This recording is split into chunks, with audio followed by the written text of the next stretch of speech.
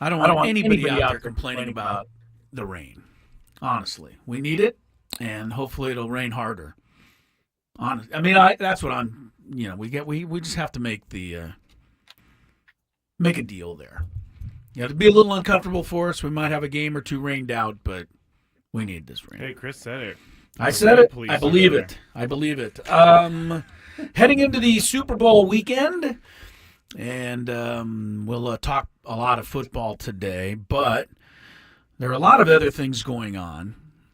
And do you know what today is?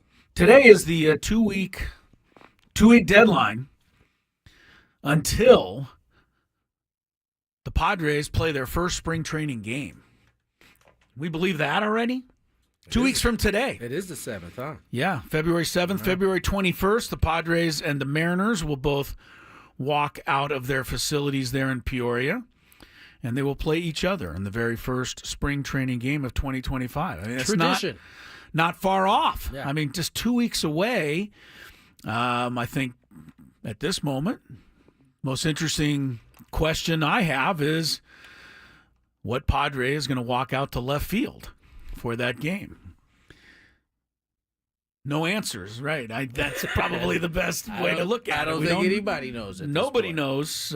Forrest Wall or somebody else. I don't know what the Padres are going to do. We'll see if they make any moves between now and then. There's a non-roster invitee that people are excited about the Padres signed. He played Korea Jonathan last Perlaza? year. Yes. Kyle Glazer had good things to say. He said other teams were not happy that they missed out on him when he signed with the Padres. Jonathan Perlaza. Yes. Not Jonathan. Jonathan. Okay. I like that at least they're bringing in names. Because they haven't really brought in any names. They're not bringing in names. They're bringing in bodies. Okay, I mean, let's be honest. Yes, no, we don't know who any of these names are. No, you're right. Bodies is a better way to describe that. Yeah, but somebody will be in left field 2 weeks from today. Tony Gwynn Jr. and Jesse Agler will probably be on the call. Oh yeah, no, probably. And that's all. On the call. You will be on the call, yeah. And that's all I care about, man. Season's getting underway. Pitchers and catchers report. What, Wednesday next week? Whatever the 12th. The 12th, is. yeah. Yeah, next Wednesday. Next Wednesday, pitchers and catchers report. That used to be the most exciting day of the year for Padre fans. Pitchers and catchers report, and then it kind of went downhill from there. There was a time. Yeah, yes. Right. I think at least in this day and age, pitchers and catchers report. It's exciting, but hopefully we have other things much better to look forward to. So we'll get into some baseball as we always do. But the other thing that is, this is pretty big news. Honestly, if you're a San Diego sports fan at all, one of the biggest sports icons of this generation may make his final appearance here in San Diego next week. Yeah. Tiger Woods is going to play in the Genesis Invitational, which, of course, as we all know, is now going to be played here at Torrey Pines in San Diego starting next Thursday. Am I correct, Scrape? So that's kind of exciting news. I mean, people like to see Tiger Woods. Doesn't matter. It's not the famous Tiger Woods, but it's still him. He still brings butts to the course. I have no doubt of that. Mike Antolini, who is the tournament director for the Genesis, is going to join the program here in a little while. I imagine Mike Antolini is pretty excited about this news, probably more excited than a lot of us. I mean, you get Tiger Woods in your tournament. First of all, it's Tiger's tournament. It is, but and the fact it's that one he's of the playing, courses that he loves most. Of course, yes. He's played Torrey Pines. I followed him around Torrey Pines when he was a junior world contender back in the day. So, yes, he knows it. Man, you're old. And I am. I am. Well, Tiger Woods is like 50 now. And I'm older than him. So there you go. And I'm older than there you go. Are you guys sad at all that this may be the last time we see him here? I'm excited that we're going to Diego? get it again. I didn't expect to ever see Tiger Woods on a golf course again. I really didn't. Oh, well, I knew he was going to play here and there, but... You did? Yeah, he said that. He was going to play in some of the tournaments that meant a lot to him. I'm sure he's going to play in the Masters every year for a little bit. I think when he finally actually says it's calls over. it's over, it'll be sad at that point. Okay. Because as long as he's still showing up to tournaments, I mean, every now and again at least, it's still gonna garner the same attention. How much is the senior tour willing to pay him to join the senior tour? They're allowed to use carts. That would help Tiger. I'm not being a jokester. He's got that bad leg. He's not old enough. He's only He'll 49. He'll be there soon. How do you get 50? It's 50. You got to be 50. 50. And his birthday. Oh, his birthday's soon, right? I don't know. his that I birthday. don't know. Don't have that I know memorized. his mom passed away the other day, which is sad. Yes, that was sad. But this is great. I mean, for San Diego to get a chance to see Tiger Woods, probably as you said, one last time. It's exciting, and he'll be out there at the Genesis next Thursday. Birthday. Oh, he And just so he's got another December 30th. Yeah. All right, so he's got more than almost a year till he turns 50. But it's exciting news. I mean, Tiger, it's incredible. I mean, somebody should mention to him that he first burst on the scene as an 8-year-old down there at the Presidio Pitch and Putt golf course when he took like a 35-stroke lead in the Junior World 10 and under championships. That's ridiculous. It was ridiculous. Yeah. And that's why they sent us out there to cover the story. And, it's like there's this kid. He's like doing things that no other 35 shots. Oh, it was ridiculous. Tony, it was unbelievable. And he's 8. And he was 8 years old, 9 years old tops. And, I remember sitting with his dad, and his dad said, he's going to be the greatest golfer who ever lived. Yep. And I was like, yeah, right. Well, Sure, His Earl. swing that he had when he was on that one Wide World of Sports show, I can't remember what exactly it was called, but I've seen the clip so many times. His swing is perfect as like a 4-year-old. It's pretty good. It's amazing. Yeah. Like when you see pro golfers and they have videos of them when they're kids, you could just see that they've been born to play golf. Their swing is exactly the same. Yep. He was the guy, back then, and it's been an interesting, strange, twisting journey for Tiger Woods. I mean, let's be honest. He went from the highest of highs to the lowest of lows, and I get the feeling that, although there's probably a few people that'll never forgive him for any of that stuff, that some of that unseemly, stuff that he was linked to, the bottom line is now at this age, it's like, all right. It's a good... this is Tiger Woods. I mean, let's appreciate what he did. We got a lot of enjoyment out of watching this guy perform. Right. I mean, listen, when you have the responsibility of being, someone that falls, I think the folks who are looking up also have to realize that these people are flawed people just like everybody else. Right. And really, it's a good example of a life's course, right? I mean, as you said, the highest of highs, we've seen him there, we've seen him lowest of lows, and we've seen him kind of find some levelness, right? Yeah. And now that's where we are at this point in his career. Yeah. I have somewhat news for the Padres, guys. All right. Somewhat news. We We trust what Dennis Lin tweets, right? Oh, for sure. Okay. Dennis Lin has tweeted, Poway Highs, Connor Joe is close to a deal with the Padres per sources. Nice. Somebody said Connor Joe. Was it Something. you? Was it you who called for Connor Joe? I know the fans have been calling for Connor Joe on the Scraby Show for I think that months. was more it. Okay. I don't think I was calling for Connor Joe, but I certainly don't dislike him. Poway USD. But he's not been signed yet. It says he's close to a deal. I hope that happens. He's a pro, man. He is a pro's pro. He's a and he pro's plays first pro. base. He plays left field. That's He- something. He's a guy who can buy into, what's happening in terms of the clubhouse, what's needed from him. I like this signing. I'm not saying it's gonna, move the needle in that kind of way. Reported signing. If it indeed happens, I think this is a good fit. I He's remember killed the Padres too. Yes, he I has remember played very going well. out in to opening week in 2019, and the Giants were in town for the first series of the year, and they had some guy that nobody had ever heard of named Connor Joe playing in the outfield the opening week of the season. Yeah. And you could tell he just was totally overmatched. He went 1 for 15, and then the Giants sent him down, and he didn't reappear again for 2 more years with Colorado.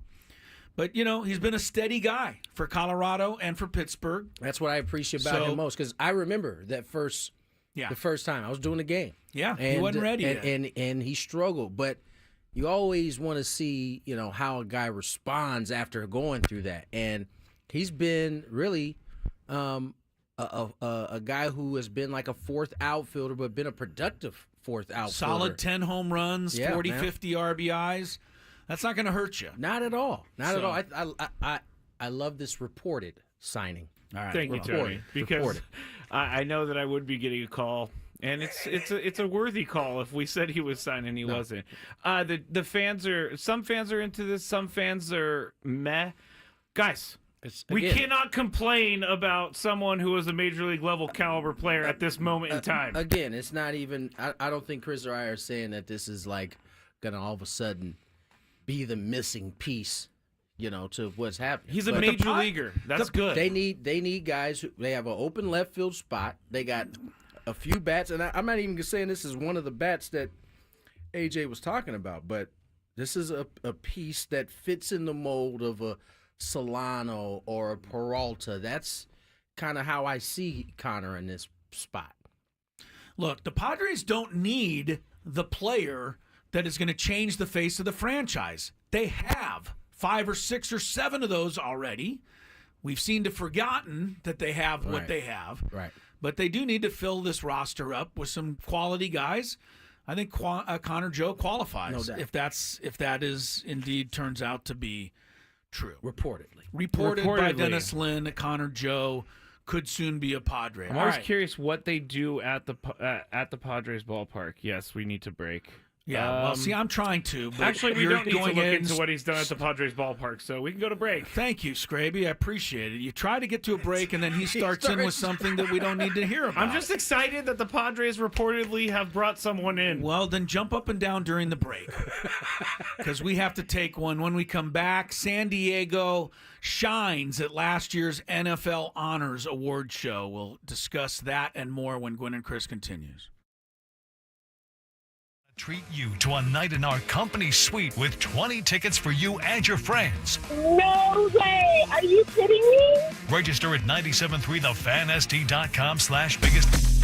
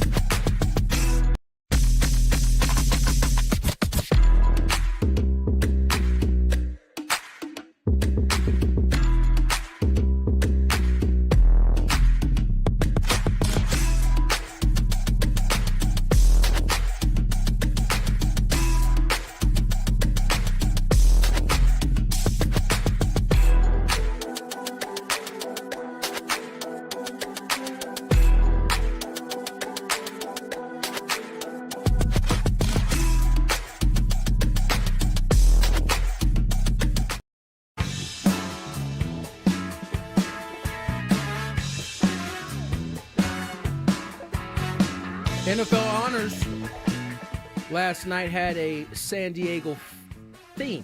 Yeah, I thought so. 2:19 on the clock. Tony Gwynn Jr., Chris Ello, Matt Scraby.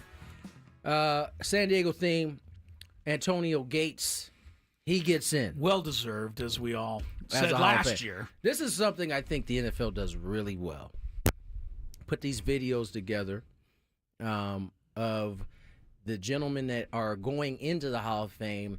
They put the video up of them finding out.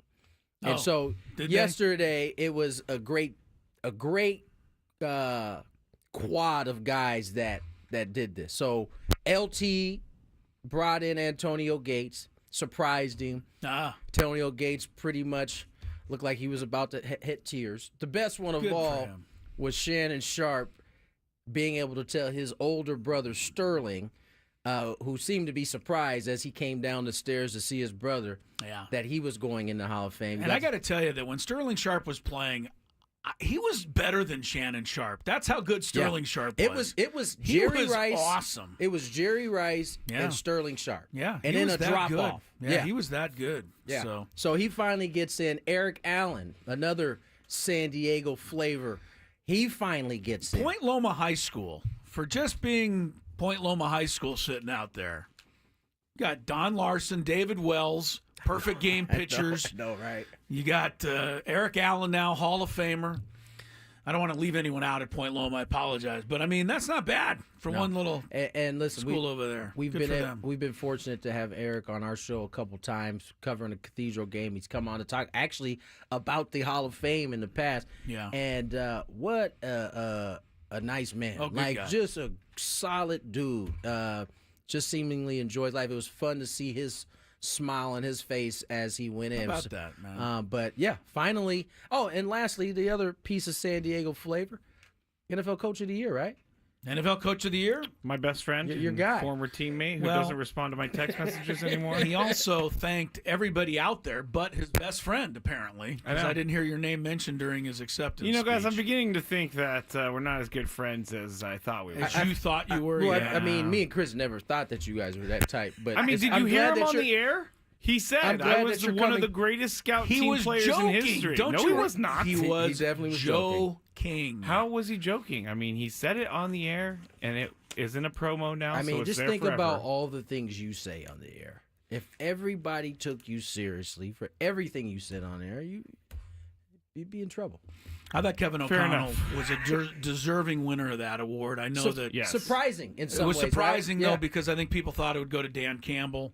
But He didn't deserve it. well, I mean, he was 15-2 you go, also. taking He it had a too hell far. No, of a his season, team was supposed to do what Well, they did. but- all right. The Vikings were supposed to finish in last place, and they won Not- 14 I'm not games. disagreeing with I you, don't Scrape. know. That's Get why off my I s- lawn, Chris. I don't I'm know saying that. I thought Kevin should win. Yeah, I think we're all in agreement here, but I don't know that Detroit was expected to go. What was their final record? 15-2. 15. I think they were expected to I think they were finish in supposed first. to. They were supposed to compete with the 49ers. Not only did they compete with the 49ers, but they left them in the dust. Yeah. Well, guess yeah. I mean, So I mean, can't say I think anything. that warranted him at least getting some consideration. You know, it was fun to watch the show. I think they should have a Worst Coach of the Year award so that Kyle Shanahan and Mike McDaniel could get some love.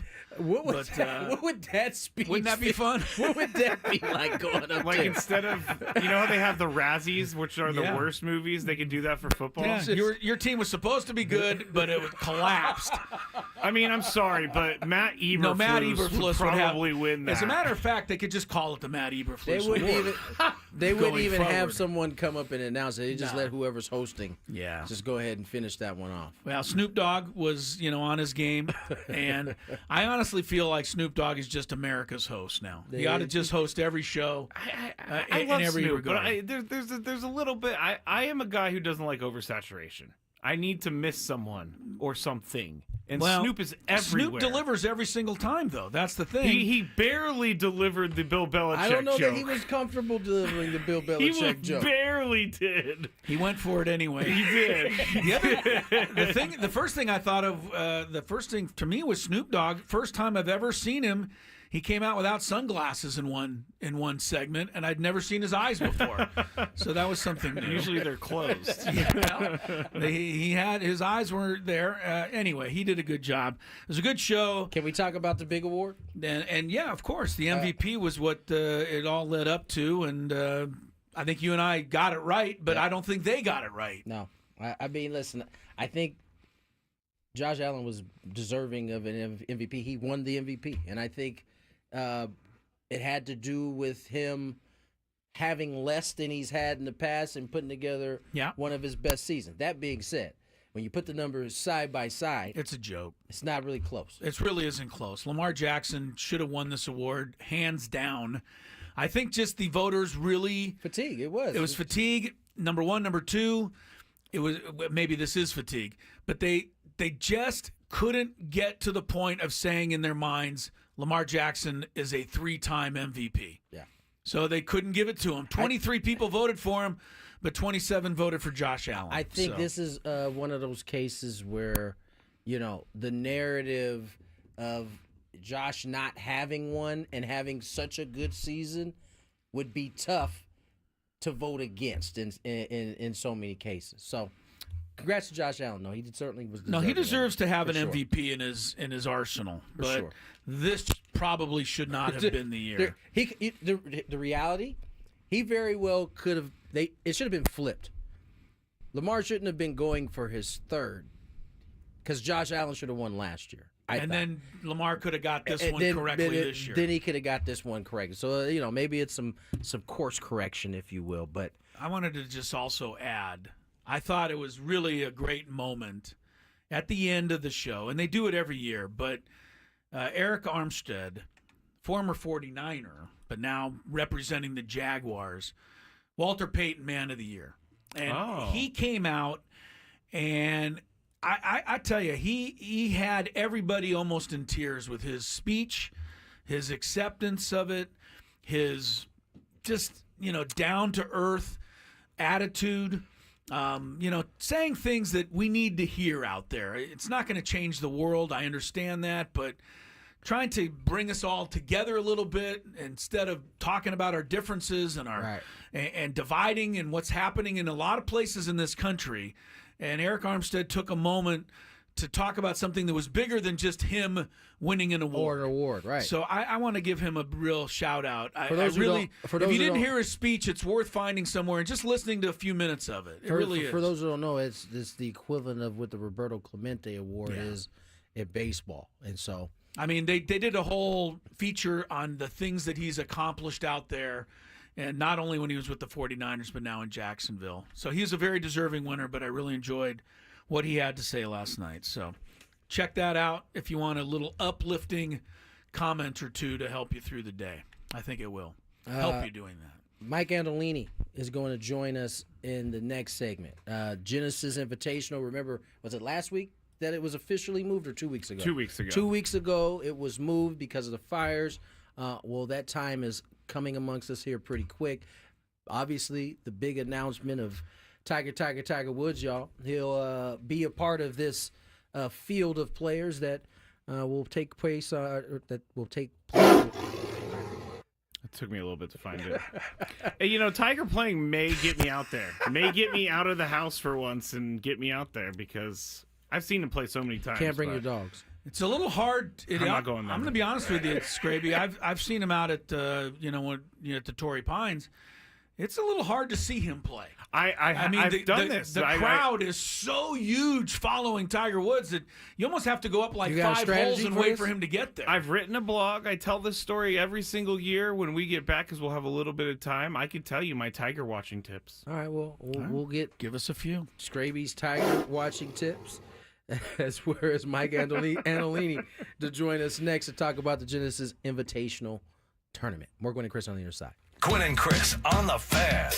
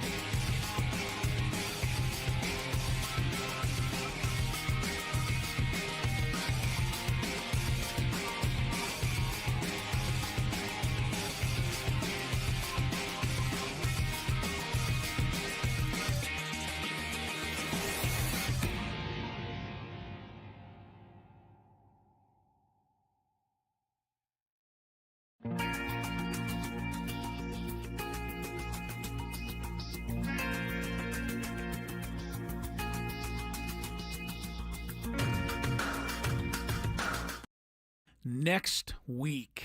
And Mike Antolini, the tournament director, is going to join us in a few moments.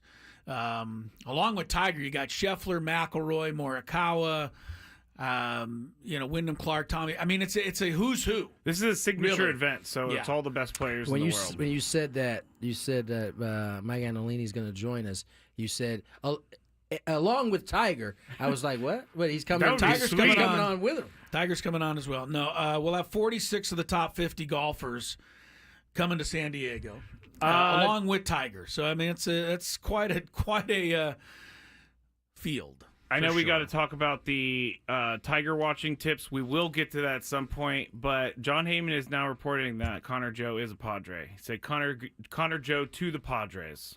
Connor Joe. This is good. This is good. This is good, a solid sign. and it's also getting people riled up in the chat who are saying, "Oh, this is not a big deal." Yeah, come on, y'all. The chat is real fun today. Let's I gotta say. let's not be over dramatic. All right, nobody's being We're conditioned. not. We didn't say he's going to lead us to Right. the World Series. The guy is a necessary piece for this team moving forward right now. It becomes you have to remind people that all the Padres signed all their big guys. Yes, and we they're have signed them for a long already. time. Yes, we have them. We are not this notion that the Padres have nobody on their roster and are paying bottom scrape the barrel, payroll Right. is just not accurate. It's not. So stop thinking that out there. Is this my friend just actually texted me. Is he a depth piece or is he a starter? Depth. Yeah. I think he's a depth I think piece. he's a platoon. I think he's a depth potential. piece. I mean, What, if is you, a depth piece and a platoon the same thing, kind of? Yes. similar. I mean, Yes. to me, if you could go out and get Alex Verdugo, who's still available, 29 years old, left-handed hitter, Connor Joe, right-handed hitter, I think you'd have a pretty darn good platoon in left field. Now, I'm not saying they can do it, but I mean, that's the kind of thing, where this would make perfect sense to me. Right.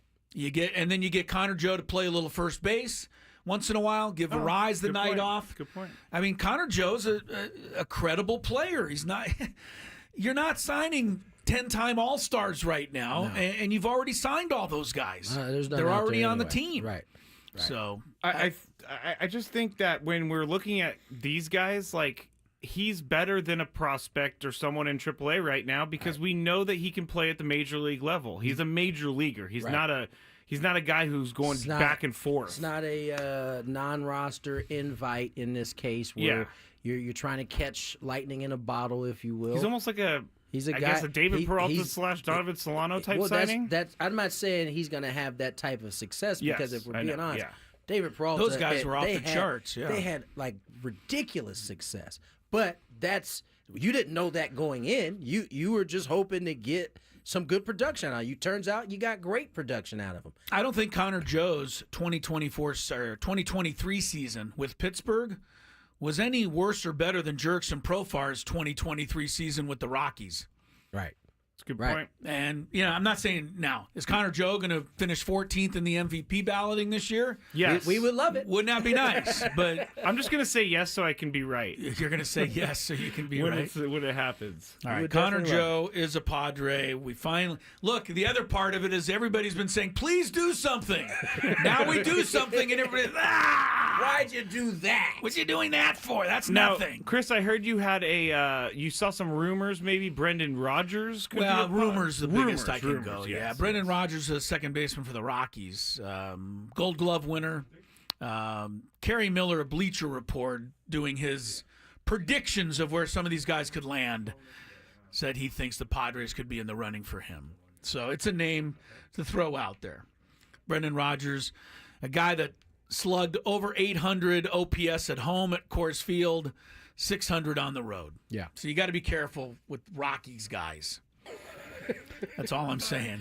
You gotta Brendan Rodgers beware. Brendan Rodgers can play a little bit, but not nearly as well, apparently, when he's at sea level. All right, the Genesis Invitational, indeed, coming to San Diego. We're excited about it and excited to have with us the tournament director, Mike Antolini, joins us here on Gwynn and Chris. Mike, how you doing on this fine Friday afternoon? Very well. Thanks for having me on. Yes, we're excited to have you on. Excited to have you guys coming down.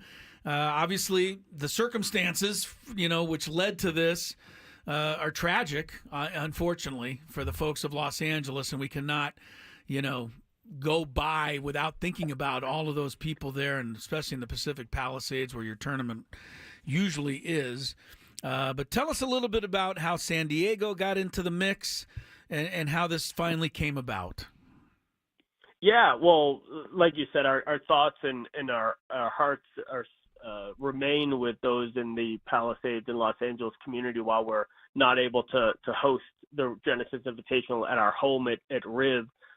We will be at Torrey Pines next week, and we're very fortunate to have not only a championship caliber course, but a championship city that really from the jump when they knew that there could be an opportunity or necessity for us to relocate the event on such short notice, they opened their arms, and it's not just the city, it's all the constituents around and that kind of make Torrey Pines golf course run on a daily basis. So we've been very fortunate to again have the support of our neighbors to the south, and we're looking forward to next week. It's been an interesting past few weeks, but we're all systems a go with the Genesis Invitational. Gates will open on Thursday at 9 a.m.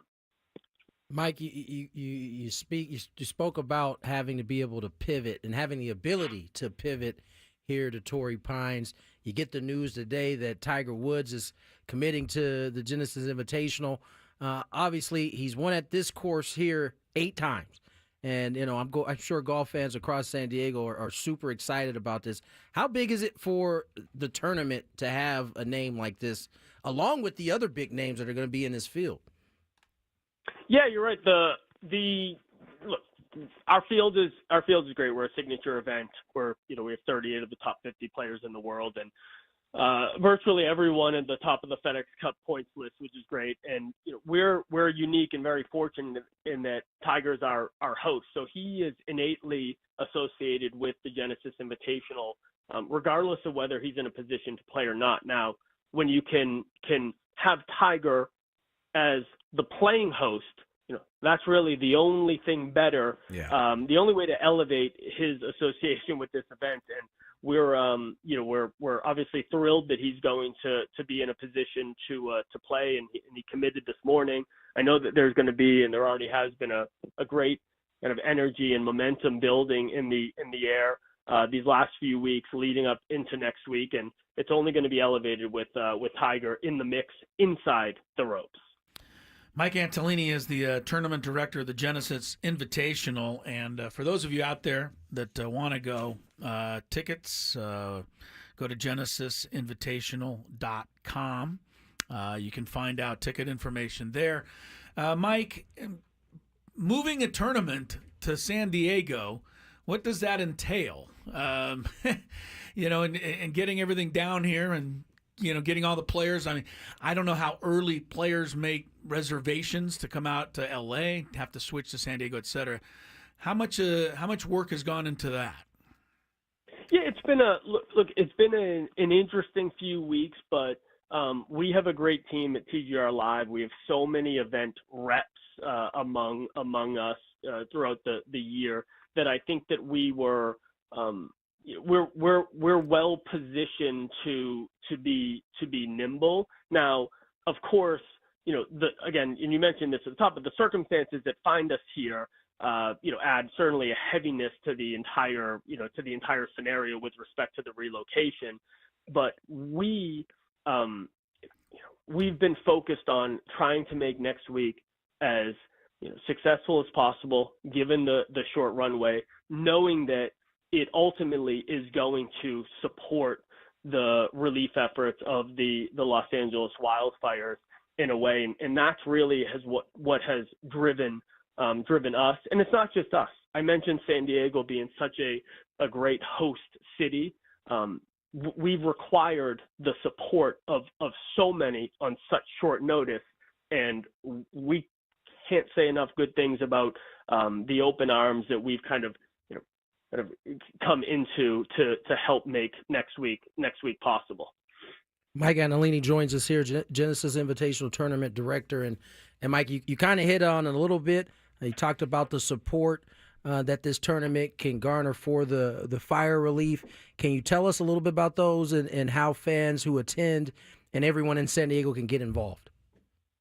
Yeah, so really driven by Genesis, they announced California Rises initiative, and California Rises is going to support the American Red Cross, the California Fire Foundation, World Central Kitchen, and the Genesis Inspiration Foundation, which supports kids and the arts in schools and those who have been affected by the wildfires. And there's really multiple ways when you're on site to support. You can buy special merchandise. 100% of the proceeds will benefit the California Rises initiatives and those charities. Genesis is going to be making a donation for every birdie, eagle, ace made next week during the competition. And then every ticket holder, so anybody who goes on to genesisinvitational.com and buys tickets, all fees are going to be donated to California Rises. We love Ticketmaster. I don't love fees, but it makes it a little bit better knowing that those fees are going to go to a good cause next week for the Genesis Invitational. Everything's limited to with tickets. You know, you mentioned the short runway that we've had. We're not able to just, there have been some operational, operational requirements. So tickets are limited. They are still on sale and parking right now, but like I said, for a limited time only. Mike, last thing. I mean, you look at the major championship winners. There's 14 at least in the field, with the inclusion of Tiger Woods and Scotty and Morikawa, Rory and Matsuyama, and Lucas Glover, Jason Day. I mean, on down the line. Wyndham Clark. Yeah, Jordan Spieth. Yeah, I mean, right. This is insane. How do you get all these guys to come out to this tournament every year? What is is it the Tiger name, or is it just something you guys have been able to do? Yeah, well, I mean, there's a lot of reasons why the Genesis Invitational is special, and you just mentioned it. I mentioned it earlier. Tiger as our tournament host certainly garners a lot of attention from the players. They come out and they want to support Tiger however they can, and during the second week in February. Oftentimes that's by teeing it up at Riv and the Genesis Invitational. But we're also an elevated event, a signature event on the PGA Tour calendar. So these are events that the players circle on their calendar. One of their top goals of the year is to try to qualify for the next year's signature events, because they know that as the way of the PGA Tour goes, signature events are vital to secure your invitation too. So we are, there's a lot of reasons why the Genesis Invitational is special. I will also say, and I mentioned that our hearts and thoughts remain at our home at Riviera. The guys love Riviera as well. I mean, it's such a special, timeless course, and although we have certainly a championship caliber course here at Torrey Pines, which we're very fortunate to be able to tee it up in the relocated event. Riviera is a gem as well. I know the guys look forward to playing it each February. Well, Mike, we're excited to have you guys down and host this event. I know San Diego. We started thinking about it right away, and so we got a little rain today, but we promised to get it out of the way for you by the time you get down here next week, and look forward to a great weekend here in San Diego. And best of luck with the tournament, Mike. Thank you for coming on. Thank you, Mike. Thanks so much. Yep, look forward to seeing you. Absolutely. Mike Antolini there, the tournament director of the Genesis Invitational, coming to San Diego next week. And, it is a great field. It is a great field. Now, Scraby claims to be some type of Tiger Watch professional. So he apparently wants to school us with some Tiger Watch tips. Someone's saying you're a liar, Chris. It's supposed to rain next week. I didn't know that either. Well, I didn't know that either. When he said that, I was thinking to myself, I think it is actually supposed to rain next week. trying to put a happy moment. I was like, if he on there. can move it out, he's gonna look like a genius here. Where he just said that. I just want to know if someone on the chat can hear these clicks. Let me know because I don't can know hear if it's in our ears or out there, but we're working on Can it. you hear it, Chris? Every once in a while, it's like, No, I'm breathing too loud. I can't hear it. At least he admitted it. At least he finally admitted it.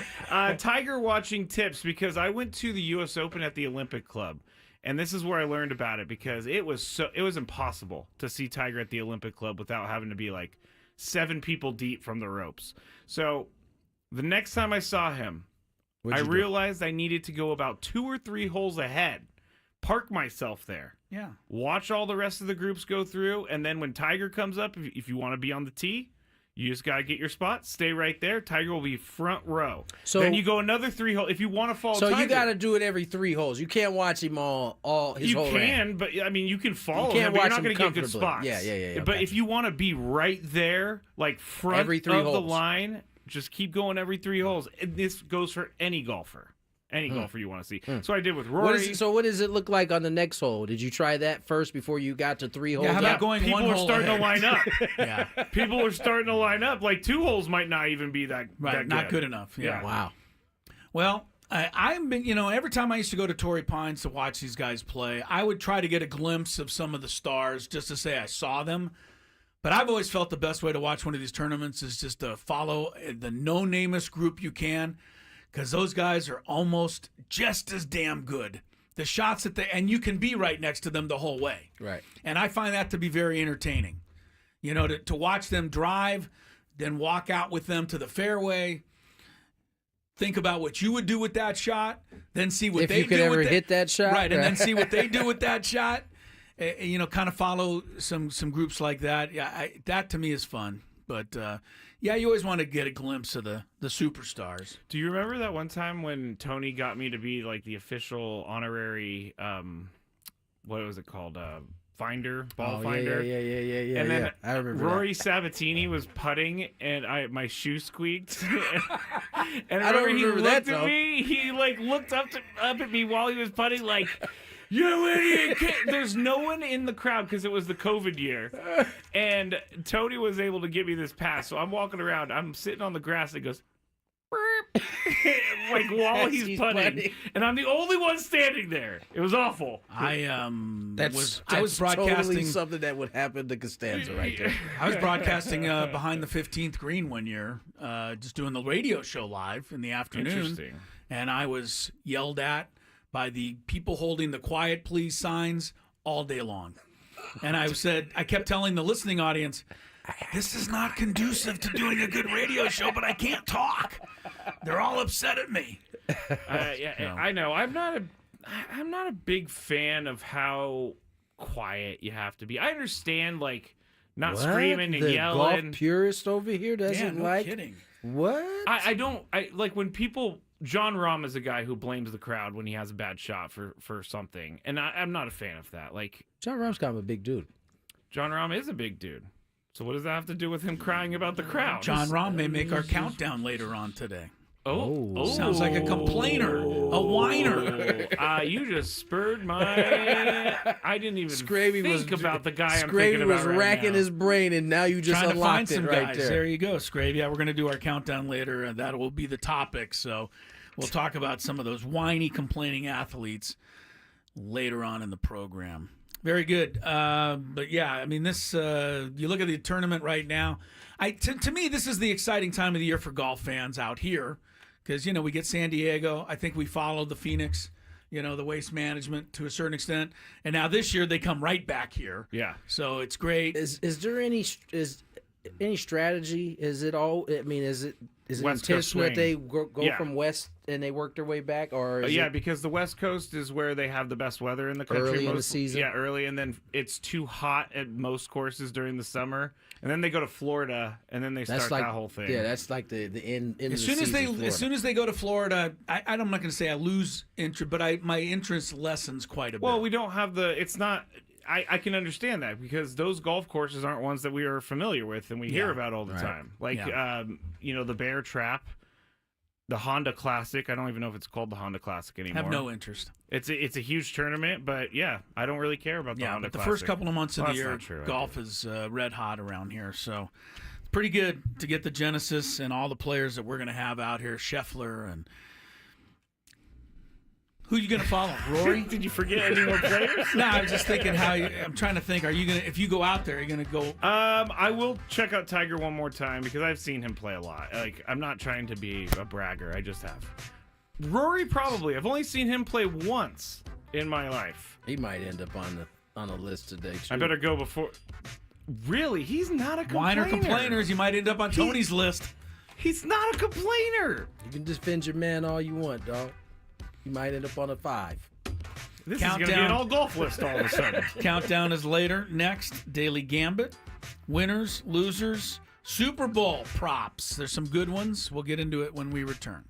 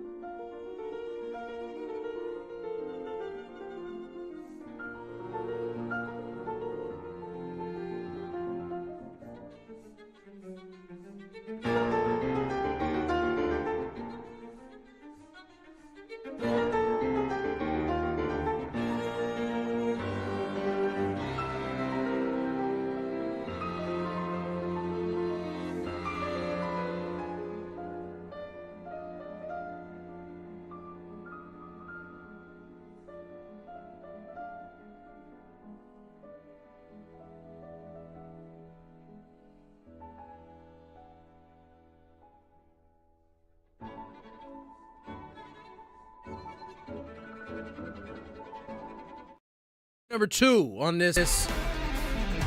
How should we describe this day? Gloomy, wet. Pretty gloomy. I think we need a Scraby special for a day like this.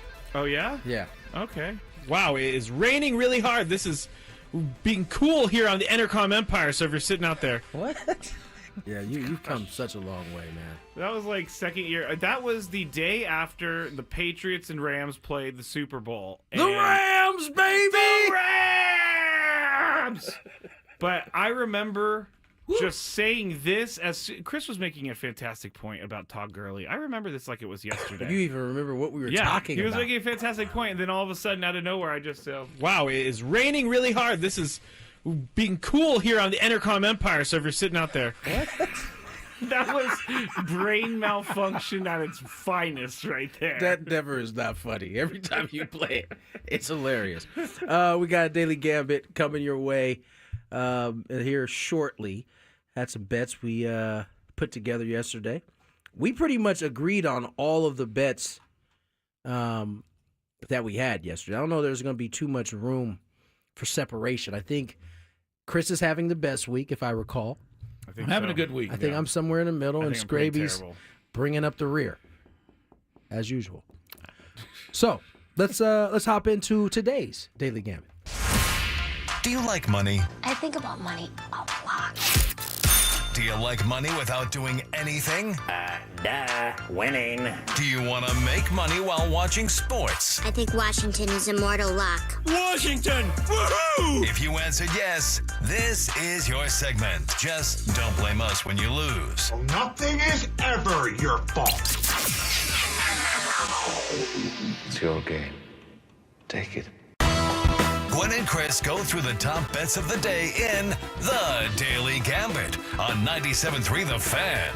Daily Gambit is our daily sports betting segment here on Gwynn and Chris. Please, everybody, gamble responsibly. I understand there is some traffic on the 5 South coming from Carlsbad. I did one-time traffic in my career, by the way. That's your neck of the woods right there. It is. So if you're looking for the traffic, we will have it after this segment. But suffice Stick to in say, there. if you're on the 5 South, You're listening to us. it's going to be a while. Yeah. So take your relax. We'll try to be entertaining. There's the 8055 Connect. going north on a work day is brutal. Strong. You go up there for your daughter's games. Strong to quite strong. It's annoying. And everybody, please don't take the bypass. It's bad. Yeah, no, people definitely. I'm trying to get people not to take it because I want to take People it. definitely take it, so I know. you won't be alone. All right. The UCSD Tritons You guys can played solve last night. all of that. Just move into my neighborhood down the street here. Yeah, that's true. Chris does live within walking distance, but he drives every day. I would probably drive most days, too. Anyway, the Tritons. I forget who they played. Oh, Riverside. Yes. And they were a 12-point favorite. All of us took the Tritons. The Tritons win 91-71. They are 19-4. That's good. Great year for the I'm going to Titans. work on getting the coach for next Yeah, week. let's try to get him on. Get him a little exposure. No? What is Tony? Tony didn't like he it? said he's going to work to try to get the coach on next week. We'll see. I didn't say it was going to happen. I just said it's we got to throw it out there. This is fair. Pacific -3.5. There's behind the scenes jokes here with Tony right now. Pacific -3.5. We all chose Pacific. They played USD, the Toreros. Pacific won, and they only won by 2, so the Toreros covered, but we lose the bet. Yeah, Toreros. 71-69. Anybody that was willing to bet on the Toreros last night cashed in. Yes, they But did. they still didn't win. Now the UConn women, they were -8.5 at Tennessee last night. Chris chose Tennessee. Tony and I chose UConn. Tennessee wins by 4, 80-76. Straight up win. Yeah. That's what you get for making fun of Pat Summit. as I you did didn't make yesterday. fun of Pat Summit. Yes, I you was did. just trying to figure out what the WNBA team's going to be called. We're hating on the fact that they were thinking about naming their team. I after wanted to Mrs. know Summit. if it was the Nashville Summit. No, you did. Or the Nashville Summit. And then you went on We to can say, re- and then you went on to say, and who the hell is Pat Summit? I did anyway? not say that. I was the one who brought her up yesterday. Basically invented women's basketball. I Pat had never Summitt. said anything about her legacy. I just was curious. I and confused recall about the differently name. there, Scrape. South Carolina minus 30.5-point favorites. I didn't even write down who they're playing. Georgia. South Carolina wins big, 74-42. They just barely covered, though, and we chose South Carolina, so we win that one. Lakers at Warriors. Over, under 222.5 points scored in the game combined.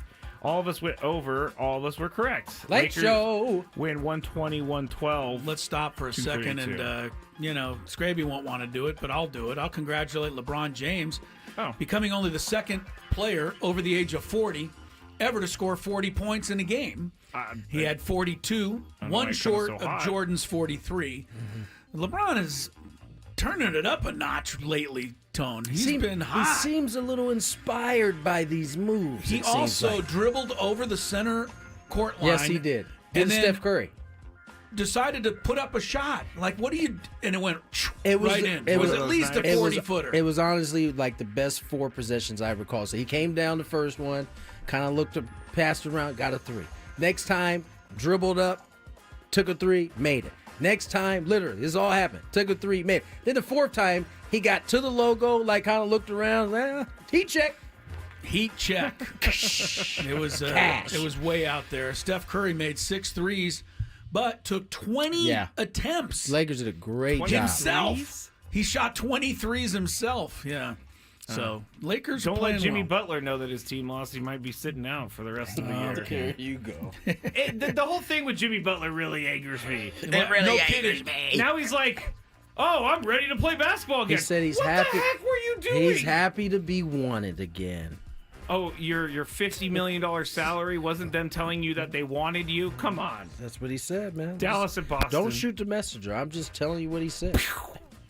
Dallas, that was a lot. Dallas and Boston. Boston minus 11.5. We thought AD was playing, then we figured out AD was not playing, so I changed my I believe bet. I changed mine to Chris's Dallas before it was all said and I done. don't think you did. I think I did. No, I don't. Tony and I went with Dallas. You changed to Boston. I did change. I know I changed. Yeah, I but changed I don't back. Think Tony did. I changed back. I talked to Chris about it. Don't you worry. I have it like down on the way out of the building. No, like in real time. He called me at home. After he said, "Hey guys, last chance, 12.5. It's gone up." I said, "You know what? Give me Dallas." Dallas won straight up. They did. So, 127. And Anthony 120. Davis came out today with a very, I give him credit for this comment. He was asked about how everybody's hating on him and the whole thing, and he says, "It's up to me to go into Dallas and show all those people that they made the right move." The right attitude. That's the right attitude. He's not to all have. butthurt It's up to me. They don't want me here. Yeah. They're not saying that. You can do that behind closed doors. You can't. Nobody knows. Right, Yeah. but I mean, to come out and say, "Hey, I have to go out and play," and show them that they got a great player. So That makes good for me a him. bigger fan of AD. Good for him. He's not anywhere near what Jimmy Butler is. All right, moving on. Move on, man. Who had more points in their game last night, Ant-Man or Jokic? You guys said Joker. I said Ant-Man. Ant-Man has a hot hand right now. He had 41. That's the second 40 piece, isn't it? 2 in a row. 2 in a row. Jokic had 28, so not shabby himself. Scraby in the cellar, 9 and 14. Tony, 10 and 13. I think I I've get to already, 500. Yeah, you're trying. I think I've wrapped the week up almost. I'm 16 and 7. It's been a good week for me. But we have a bunch of them because we got the Super Bowl and some fun props. Before we get to those, let's do one college basketball game tonight. UConn -4 at home against Red Hot St. John's and Rick Pitino.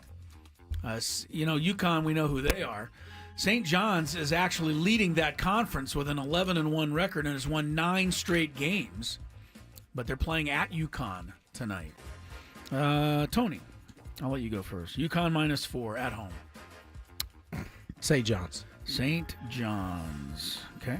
Scraby? I cannot cheer for this Dan Hurley guy ever again. But you can cheer for Rick Pitino, who... That is a weird statement I'm making, but yes. While married, never mind what he does. I know what he did. I can't even get into that. I'm going to go St. John's. You're going to go Pitino. I can't cheer... Wait, what did Rick do again? Oh, wait, off the air. Was this the Louisville joint? Yeah, it was bad. Yeah. You name a restaurant and name a table in that restaurant, Rick Pitino was there. I'll tell you at the break. I'm taking UConn. I'm taking UConn because I think the refs will be scared to call a foul. Maybe. On the them. Tomorrow, number 1 ranked Auburn is home to a very good Florida team. Maybe the game of the day tomorrow in college basketball. Florida's ranked number 6 in the nation, but Auburn, number 1, they are, with a 14-game winning streak, an 8.5-point favorite over Florida. Scraby. I'll go Florida. You're going to take Fla. I'll take, Florida played terrible at Tennessee. I'm worried about them on the road. I'm going to go with Auburn. Another blowout win. Tony? Give me Flo. Fla. One game in the NBA tonight. OKC minus 19 at home against Toronto. OKC's been running it up. They got to win by 20, but I'll take them. Is Ingram playing today? Do we know? I don't know. I mean, none of these guys seem like they're ever going to get to their new teams. No, it's like they're a all log taking a jam long right time. now. I'll take OKC. Tony? I'll take OKC too. All right. Scrape, 20 points or I'll 19. take OKC. Never mind, he says. Bet against them. All right, into the Super Bowl we go. Let's go. Over under 48.5 points for the game. 48.5 points. Over under Tony. What you got? Just thinking it through. Wow. 25-24 would make it over. Yeah. Over. Going over. Scraby. Think whoever wins 24-21. Under. That's under. Okay. I think it's going to be a much bigger defense. I think these are two good defenses. We haven't really, give them a lot of credit. I'm going to say under also. We'll take a break. When we come back, I got 4 or 5 prop bets we can check in on, talk a little bit more about the Super Bowl, and get a little further into hour number 2 of Gwynn and Chris after a much-needed check of traffic. From the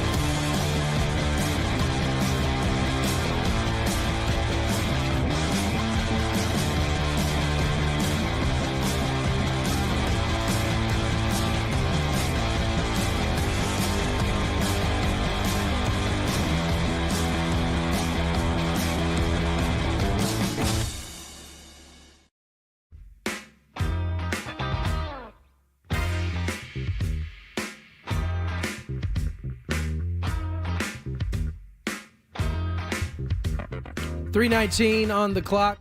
I think it is me. It I don't know, was- we get so confused. You took us home. I think that's why you think that. Real quick before we get into this next, I think it's only right that we congratulate our boss Adam Klug. I'm a little bit upset. Why? Because he beat us? Yeah, got a higher ranking than we did. Well, I guess because he's the boss, he should. All right. It's fixed. It's fixed, but ours isn't fixed. Scravy was being Debbie Downer yesterday. The NFL referees are voting on this, obviously. Wow. And they put Adam a higher ranking than our show. No, this shout is out, good. shout out to Adam. What was the exact title Number for 18? 18, brand manager, program director of major markets. Very There good. it is. Nicely done, Mr. Adam Klug. Yeah, he did does- take it home one spot ahead of us, which Chris, don't think I didn't think that when I saw Oh, what I did spot he immediately. was. Yes, I did immediately. But I sent him a little note today to congratulate him. And I told him in the note, I said, you are kind of crazy and drive us nuts sometimes. What? But This is an honest group right here that it's he honest. has. I mean, he does, but he knows he drives us crazy. But it's a necessary thing, and It is. he really does a great job as our program director. People don't realize how much hard work he puts in behind the scenes. He definitely does. But we do appreciate it, and I congrats. I like locking horns every once in a while with Adam. It's a good exercise. Yeah. But as very awkward for me. I think Chris put it perfectly. It is a necessary evil, and it makes us better. So It does. shout out to Adam, It does. Mr. Klug. Yes, I told him on Saturday because he was at FanFest all day. I was like, it makes it so much easier to work hard when your boss is down there doing stuff that he could be at home just not doing. So he was put all the videos up, all the different videos from the media availabilities, all that stuff. Good job, Adam. Thank you and congratulations. Number 18 in the country for him. We get back to a couple of these. I got some fun prop bets that I thought we Real would quick, do. we have a question about Connor Jonah, and we're not going to go into it, but it's being asked, is he a Padre yet? The reports are that he has been signed by the Padres, but the Padres have not made it official. So that's where we're at with that. Yes, it is. It is reportedly. Yes, reportedly. But John Heyman's saying it. Dennis Lynn's saying it. Dennis Lynn's pretty connected. Until we get the official press release, it's reportedly. reported. It's Yes. reportedly. All right. Okay. Super Bowl bets. Some Super What Bowl. did you just said the Pooper Bowl. Wait a second. That's 322. Oh, I have two now because I found Chris's cat reference The from the dead other cat day. swinging was a classic. It That's is. gotta I go found in. it. I found it. But now we got Pooper Bowl. Yes. All right. Puppy Bowl, Pooper Bowl, you name it. Do you ever watch the Puppy Bowl, by the way, either of you? Yes, of course. I You do. love dogs. Yeah, my wife makes us watch. She makes us tape the thing. All right. A couple of prop bets for fun. First, this is a straight up one, but Saquon Barkley, 110.5 yards. Total? Or Over or rushing, under receiving? rushing. Oh, Rushing only. Okay. All right. A lot of people think this is easy for Barkley, but the Chiefs haven't given up a 100-yard rusher in any of their last 19 playoff games. Right. Nor did they give up one this season. So Barkley's going to have to do something that really no one has been able to do if you think he's going to go over. Scraby, you're first here. Over, under 110.5. I feel like Spagnuolo, is that his name? Steve Spagnuolo. He's smart enough to know that their only chance of winning is to shut down Saquon Okay. on the defensive side, so I'm going to say under. I just have a sneaky suspicion that they're going to shut him down all except for one 70-yard burst somewhere. It could happen. He's been doing it regularly. I'll say over. Tony, What's the number? 110.5. Under. Under. All right, here's one that I'm putting on here because I was going through, one of those real serious gambling things, and they asked one of the guys, "What is your number one prop bet for everything?" Somebody who's looked at every prop bet, and the prop that the guy chose on, and then I'll tell you which way he went after we pick. Xavier Worthy, 6.5 yards rushing. Rushing only. I like that. You That going jet over sweep. or under? Yeah, that's basically what it is. That's like basically one jet sweep. Maybe. Because he could do the shovel pass, but that's a pass. He's got to make 7 yards if he gets it. Over or under? I'm first, but I don't want to say because I know what the guy This picked. is a very strange bet to say this is your lock. This was his lock. So I'll let you guys go first, and I'll tell you what he said. I think he gets 1 or 2 jet sweeps, so yes, I'll go over. Okay. Tony? Over. Over. The gentleman who, I like to check on stuff like this. He said he's betting everything he's got over. Really? Says the Chiefs are going to have to run a couple of jet sweeps at least with the running game that they have. Who was this guy? I don't know. We'll He see doesn't how like smart Pacheco, he is. huh? He doesn't think Pacheco or Is Kareem is healthy? worth much, and I think he's thinks wrong. that the Chiefs got to do some running with Xavier Worthy. I think Pacheco is a good running back, but he's coming off of a broken leg. that leg ain't quite right. Yeah, I got you. All right, here's a tough one, maybe a tough one. Will the jersey number of the first touchdown scorer be under 15.5 or over 15.5? The jersey number of the first TD. So if you think it's Saquon, you're going to go over because he's number 26. Jalen Hurts would obviously be under. Mahomes would be under. Mahomes is number 15. 15, yeah, so that'd be under. What number is Xavier Worthy? He's number 1. Number 1. There's a lot of unders, but you got Kelsey is over. Pacheco's 19. Anyway, all right, you don't have to go through every player here. I'm going to say under, but it's just a guess, really. So if it's Mahomes, he'd have to run it in for Yes, a if he touchdown. runs it in, it's whoever scores the actual I'm going first over touchdown. 15. You're going with like a Kelsey or Anyone AJ over Brown? 15, yeah. Anyone of AJ those Brown's over- 81. Yeah. Scrape? No, he's 11. He's 11. Oh, AJ Brown? Ooh. Yeah, he's 11. Oh, he is 11. Wow, you want to change? There might actually be more. What's D-Hop? You know what? I'm going I under. think I'm going D-Hop's under 8 or 15. 9. Changing now. I'm going under 15. All right. Scrape. Some lineman rumbles in. That would be over, most likely. You know what? It's going to be a Jalen Hurts tush push under. Everybody's going under. Okay, we'll see if that works out. 3 field goals total in the game, over or under. This could end up as a push, of course, but 3 field goals total.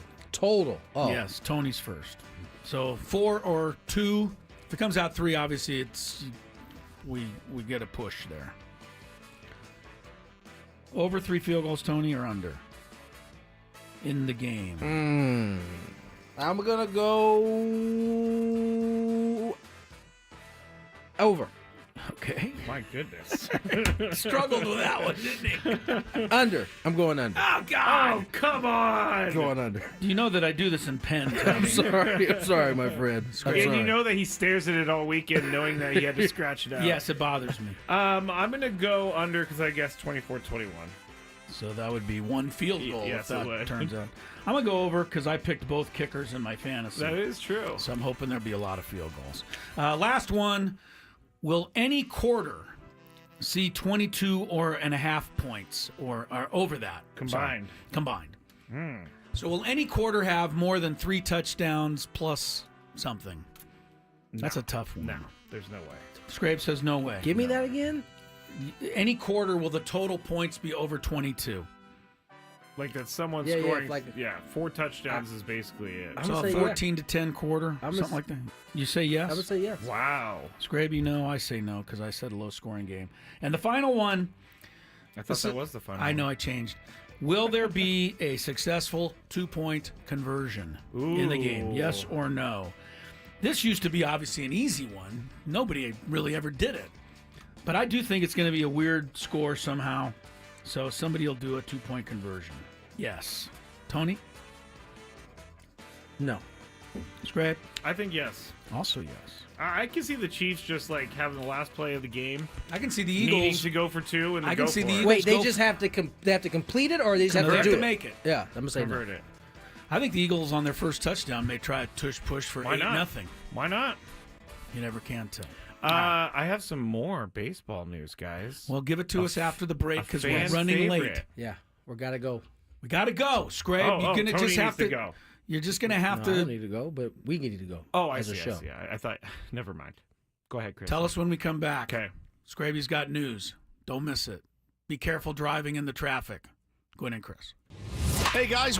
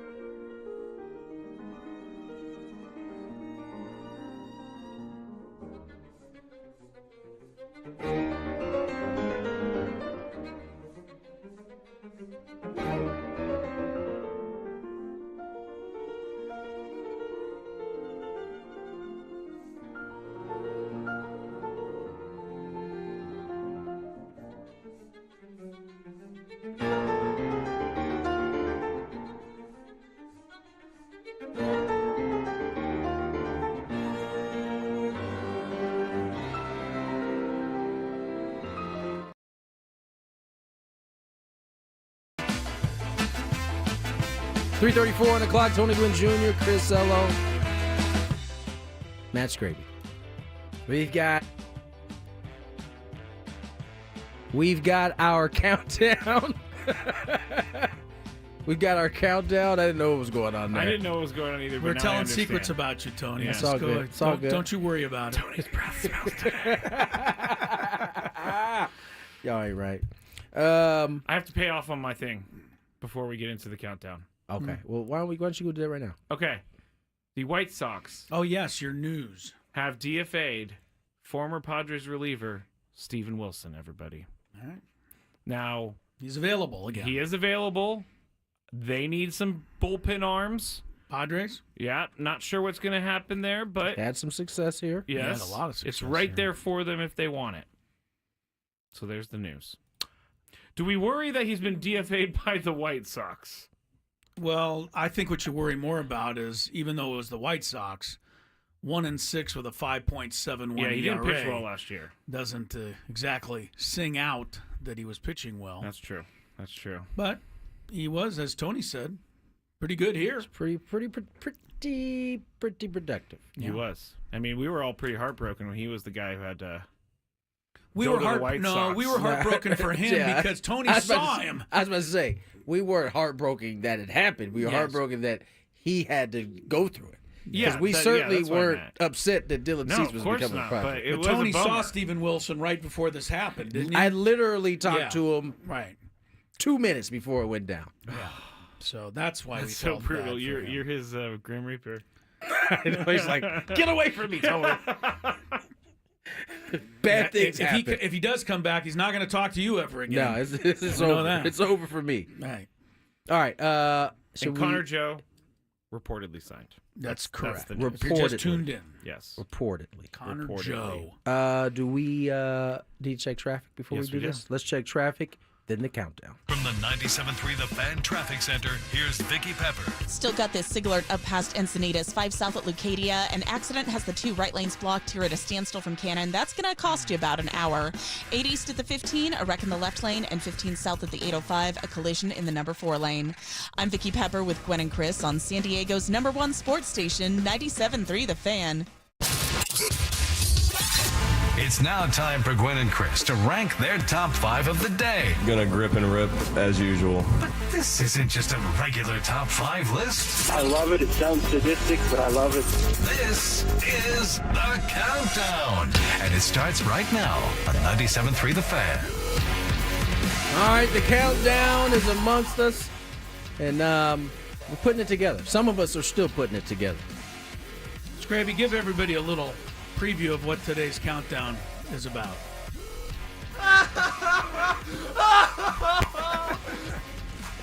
Crybabies. Crybabies. Scrappy, you're not eligible, luckily. 'Cause You know, this is the second time he's made that joke today. I mean, it's the not been truth. funny either You time. would be #1 on the list, at least in me and Chris's I'm side. not a crybaby. You kind of. you are a whiner. I am not a whiner. You definitely are. I'm not. You definitely are. Okay, we can go. I'll just say I'm not for the rest of the show if you want me to. Well, I mean, you know, how did this happen? How did what happen? How did this happen? How did this topic come up? No, how did this happen? The greatest whiner moment of all time. What are How we did talking this about? happen? I'm How forgetting. did this happen? Oh, Yes. a little slow today, I was Chris. slow with you there, buddy. All right. Scrape, I think you should Still trying to find it. How did this happen? considering that you are that guy. I think you should go first. All right, I will go first. Number 5. To the top, just to make sure everybody's got the category, the top 5 crybaby / whiners in sports history. Can be anywhere. Can be anybody. Yeah. you This got, is Scrape? this is some recency bias, I think, but Patrick Mahomes was my number 5. And When has he ever whined? Other than the one call really that Thank you. Buffalo made. That's why. That's it? And no, there's some other things that he does. Like he does the whole flopping thing on the sideline. That's he not does whining. he does he gets up when he gets hit sometimes. He runs over to the ref. He's like, "Did you see them hit me in the head? I've never seen that. Did you see him? Did you see him?" I can't stand. We know think you he's hate a him. great football player. We know you hate him. Can't stand the Chiefs right now. So Patrick Mahomes. Crazy. Did you see him? You're funny, bro. You are funny. I don't know that was high enough pitched in your voice to be Patrick Mahomes, but it was close. I remember I swore off doing his voice ever again because I felt like I was being mean. Right. So Patrick Mahomes is your fifth Recency biggest bias. whiner, Recency bias. crier in Yes, sports history. Yes. Do we differentiate the word whining Complaining, crying. versus complaining? Now, complaining is in Is it the same thing? Yeah. Okay. Complaining is. I got to put my man on here. I didn't really want to. Okay. I'm going to start at number 5 for me, as we all are, Bob Brentley.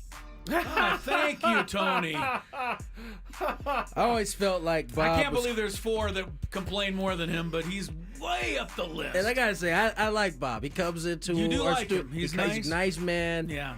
But I thought as a kid watching him manage, he was always complaining about something. Well, the biggest thing was the bunt. The bunt thing, yeah, that probably put him over That the top. started it, Yeah, and then for he sure. just continued on and on. I mean, he hated everybody, and everybody hated him. Oh, and then he's been making comments about the Padres over the years. He's made a lot of them.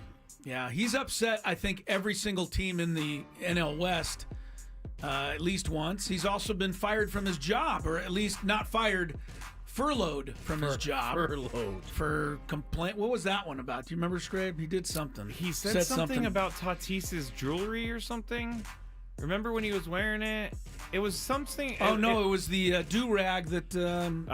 Marcus That Stroman. Marcus Stroman was has. wearing. That's There right. we go. Yeah, Bob Brentley, at the very least... I mean, we had a couple to pull from. That should tell you everything. At the very least, he's tone deaf. He just is. So, good one, Tony. Really good one. All right, my number 5 just got onto the list this year, but he has jumped and leaped and cried and slammed and whined his way onto this list. Dan Hurley. Dan, you're an embarrassment to the coaching profession, and unfortunately, you're kind of an embarrassment to a team that's won 2 straight national championships. You ought to handle yourself with a tad more class. I agree. Dan Hurley, number 5. I agree. Okay. All right. Number 4. My number 4 is someone that you guys are going to immediately co-sign on. Brian Kenny of the MLB Network. He complains. Oh, we can include broadcasters on this. I guess we can. Oh, okay. Well, you just did. Bob Brentley kind of. Well, I was thinking manager, but yeah, I no. guess it works. Every time I watch that guy, he's saying something negative about the Padres for some reason. It is unbelievable. I mean, I it's don't know so why. consistent. And he's then he like does telling his- them to blow up the team, and then they make the playoffs. He's like, well, you know, it's because they're a good team. Like, wait, you said blow up the team. I think we should change this list to the 5 people you hate the most. that could be true. Yeah. But no, Brian Kenny's my number 4. Since we can add him on there, whew, there Yeah, you it go. changes things. Number 5 for me. God, Brian Kenny. Ugh. I'm tired. The only thing I don't like about us mentioning him is that he gets mentions. Yeah.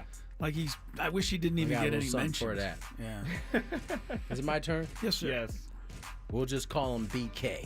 All right, he won't get another mention. There you but go. he is definitely on the list of crybabies. We're going to have it our way. I see what you did there. Thank you. Chris? I mean, it's just I want to continue with BK. I mean, they make the list of the top right fielders, and like he won't even have Fernando in there.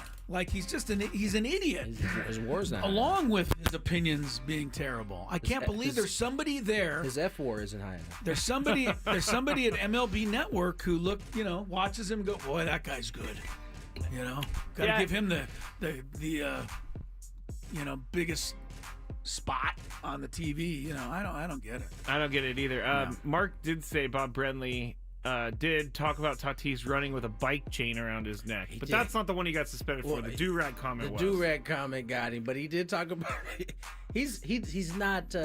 He's tone deaf. The new generation is not his stilo, if you will. All right, number 4 was a close call between 2 NBA players. One of them, a former player that never fouled anyone, and another who's a current player who's never fouled anyone. I went with the current player, Luka Doncic. Sorry, Tony. It's all right. But he has got to improve He's working on himself. this whining to calls. in the NBA because he's too good. He doesn't need to. Just play through it. You know, you're not going to get every call. He ought to know it by now. Anyway, Luka. Number 3. My number 3 is actually going to be. I can't decide. There's just so many people that I can put on this list. But I did hate Brooks Koepka pretty. Oh, I did. Brooksky. You know, Brooksy was whining. That was just a year or two where he was bad. Yeah. It was like before when he it was winning like all right his when majors. he got good, Yes, and then yes. when his knees started hurting, he started declining. Yeah, and then he started talking about how he would. That's a good call. He would much rather have played professional baseball than golf. Golf is just a job. I actually could have replaced Brian Kenny with Brooks for that or those 2 years. He was as high as it got. But then we talked about the other day, and I've been He's thinking, rebounded. That's why I took him off. I kind of miss him from the tour when he does the watch thing when he wants someone to speed up. That's pretty good. So Brooks Koepka, my number 3. Good one. This one I kind of realized last night as I was watching the game. We often think of him as volatile, but I don't think Draymond has ever committed a foul in his life. And he is demonstrative when he doesn't think he fouled somebody. He would scare me if I was an official. He really He told the ref yesterday. I mean, you're going to go up in his face and give him a T sign? I mean, he's going to haul off and slug you. Hey, he told the ref last night, because they did miss a blatant backcourt violation. They missed it. Blatant. Did you see Steve Kerr's reaction? Steve Kerr was stomping He on ran out onto the center of the court and punched his fist in the air, and they didn't give him even a warning. To me, that's a sign that they knew they missed it, that they let it all roll. Yeah. So Draymond ends up getting fouled. He's at the free throw line. He missed the first one, and I think LeBron might have spared it because he starts like basically antagonizing him as he missed it, and it set Draymond off because the referee tried to hand him the basketball, and he basically told him in a not so nice way to get out of his face. Way out of my face. And then that earned him a T. But I watched him the whole night, and man, I don't know if he's actually saying anything, but it looks like he's really angry. He looks angry. So I put him at 3. He's angrier than Tom Thibodeau, and that's saying something. That is saying something. Four strips, Thibodeau? Yeah. Four Homer Simpson strands, haircut. Thibodeau, Yes. I should say. All right, my number 3, I think you'll appreciate this, Tony. I'm going with Pat Riley, and it's not a negative. It's because Pat Riley was the first person to invent complaining and whining about the officials in the media so that the next game your team would get calls. And he started it with the Lakers when they used to play the Celtics.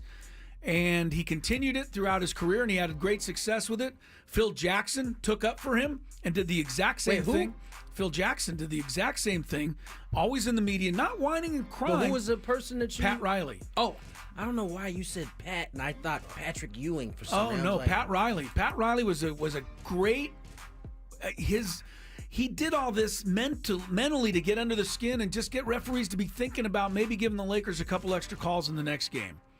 And I think coaches forever more now do it, especially in the NBA with the best of 7 series. It's definitely a real strategy. It's a real strategy now. Sure. But Pat Riley invented it. All right. Number 2. Some honorable mentions from the chat. John McEnroe. That's a great one. Maybe it's on Chris's list. It might even be on Chris's list. That is a good one. Danny says Luka, Draymond, LeBron, Mahomes, and then his 5th is his wife. So. Oh, boy. I'm not putting my wife on this list, buddy. Okay. My number 2 has changed many times, but since you covered Draymond, I'm going to take him off the list, and I'm going to add someone that got on the list last year.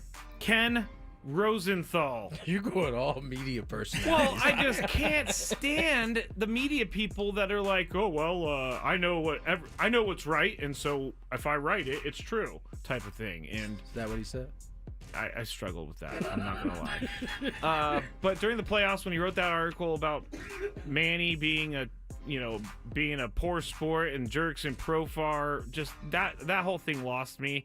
And then recently, he's been flip-flopping on his viewpoints. Like, before, it was bad that Peter Seidler spent money because it wasn't sustainable. Now, he's writing that it was great that Peter Seidler spent money. Like, pick a side, bro.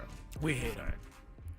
Okay, go ahead, Tony. No, I'm not going to defend him. Number 2 on my list, John Lackey. Ooh. John Lackey, former pitcher. John Lackey, I felt like used to complain about every Did pitch he he? didn't get. Did not know. He didn't like if you swung too hard. He seemed like he's always like complaining. He had the complaining face too all the time.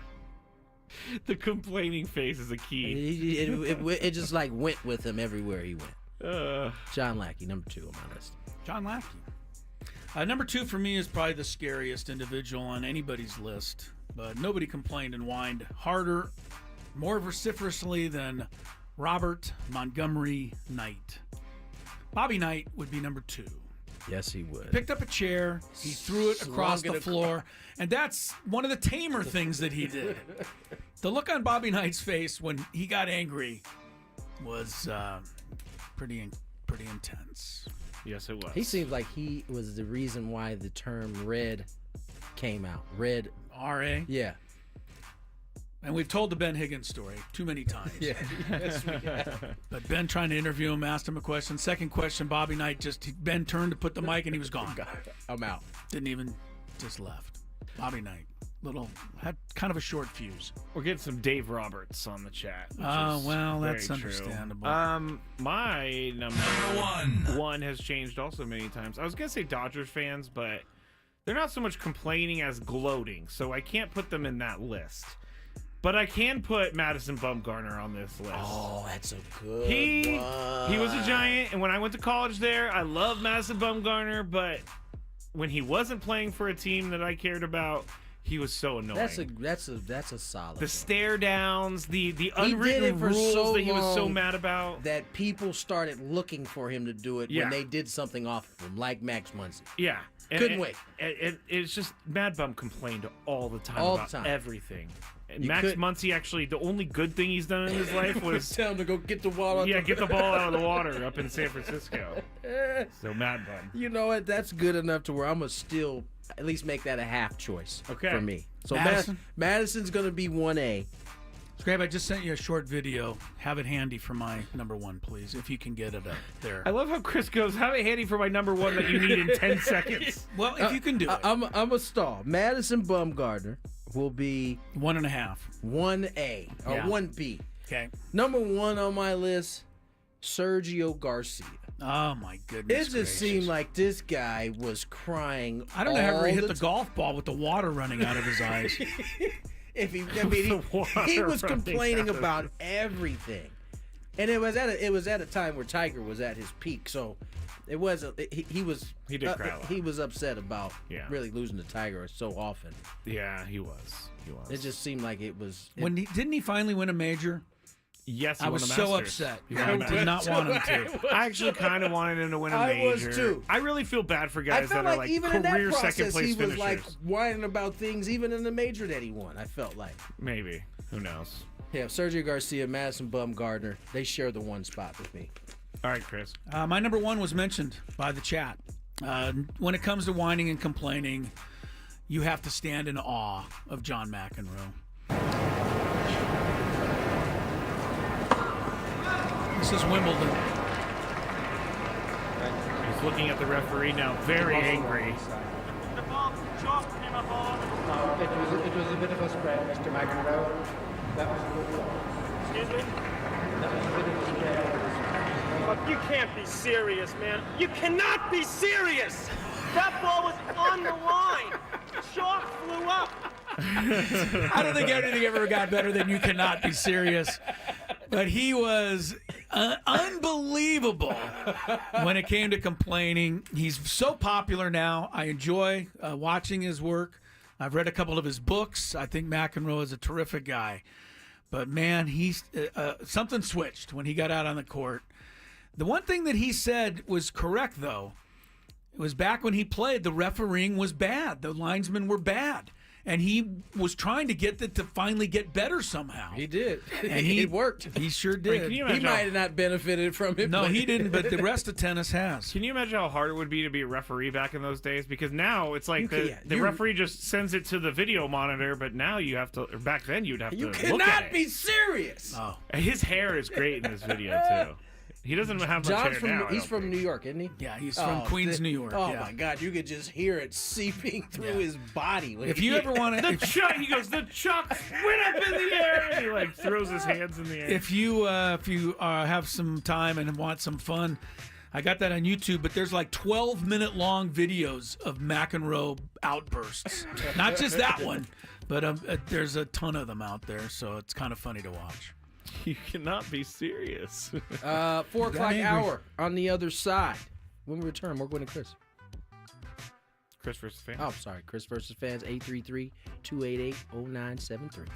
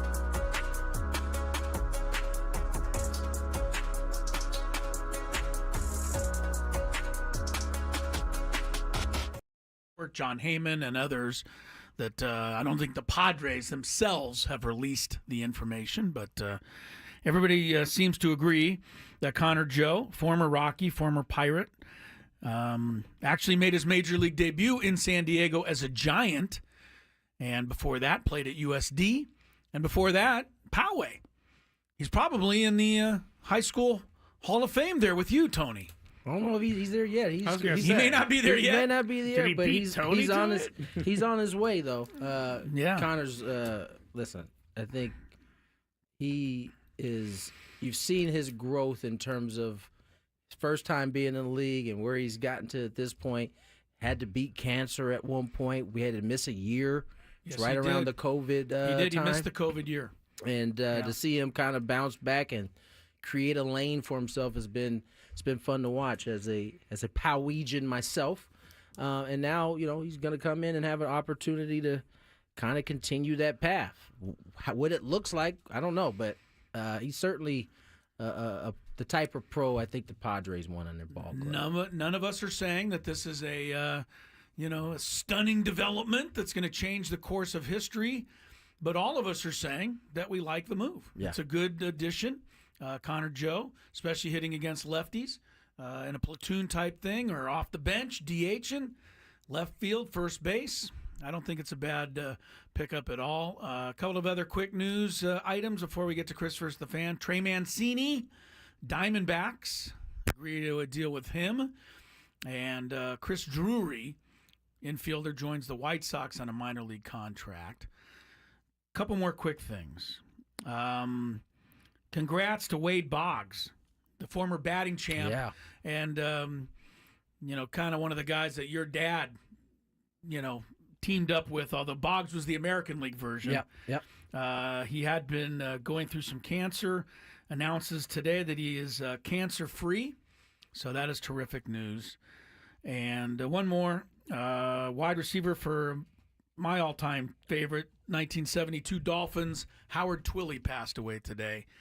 Old-time Dolphin fans will remember that Twilley caught the first touchdown in Super Bowl VII, which was the game that completed Miami's perfect season.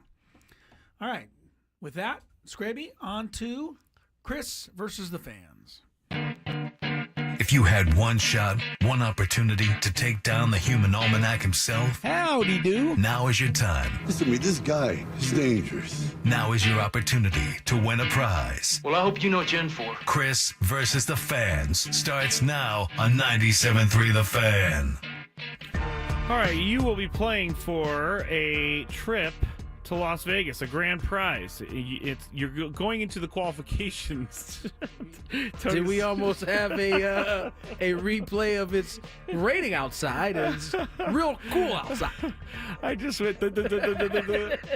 You're going to qualify for a trip to Las Vegas to see Motley Crue. They just announced the brand new Las Vegas residency at Dolby Live at Park MGM March 28th to April 19th. You'll get 2 tickets to the show, plus a hotel stay at Park MGM, and you can also get your tickets if you're interested in the show. Motley Crue, the Las Vegas residency at Dolby Live at Park MGM, now at Ticketmaster.com. I think I never do something like this, but I think it would be fun if I was in Vegas to go see Motley Crue. I think that'd be kind of fun. See if you can beat me and Chris versus the Fans then. I would. They're your questions. You think you'd have a chance to win. I probably wouldn't, honestly. The rules. You have to make it through 3 questions. Each question would get more difficult. If you get the question right, you move on. If you get the question wrong and Chris gets it right, you're eliminated. But if Chris gets it wrong, then you move on to the next question or you win if you're a first-time player. Let us know before you get into it, and you'll get that first question for free today. And, we'll go absolutely crazy if you announce that you're a first-time player. That has somehow become a thing now. Yes. Well, let's. Oh no, we don't have time. Let's go ahead. I was going to get into that, how it's become crazy. I don't think it's become crazy. I just noticed maybe this week that Chris isn't actually saying the same things we're saying. He's just kind of making noise. Oh, he's just doing that. We're like, hey, first time player. He's like, hey. That's what I noticed for the first time this week. I don't know if he's been doing that the whole time, but I don't know. All I'll right, have to go back and listen. Who's our first contestant? Our first contestant today is going to be, I didn't screen them, but Nathaniel is the name on the caller ID. Hello, Nathaniel. Hey, how's it going? Pretty good. It is Nathaniel. Are you ready to play? Very good.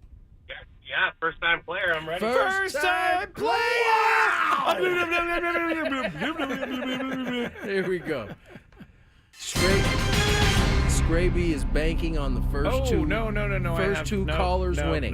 No, it's not. I put some wrong questions in there. All right, well, let's go with this one. What Fox analyst did Tom Brady take over for this season? That would be Greg Olson. Greg Hey, Olson. very That good. would be correct, my friend. I'll be honest with you. I would much rather Greg Olson do the game Sunday. Oh my goodness, the hate for Tom Brady is. It's not hate. It's just that What I about- think Greg Olson does a better job. What about a three-man booth? I've heard that being fancied about. I don't know if that was the right phrase. He has no comment. Never thought the three-man booth worked, except if it was Howard Cosell and Don Meredith, because they made so much fun of each other. Who used back to in the day. do Monday night back in the day? That was a three-man crew. That was them. Howard, yeah. and Don Meredith, and Frank Gifford was the straight man doing the play-by-play. So he kept it on the rails. Kept it on the rails. Dandy Don would go off the rails, and then Howard would come up with intellectual stuff that nobody understood. It was quite funny. All right, here we go. Question number 3. This is for the win. What active NFL QB won the Mountain West title game MVP in 2013?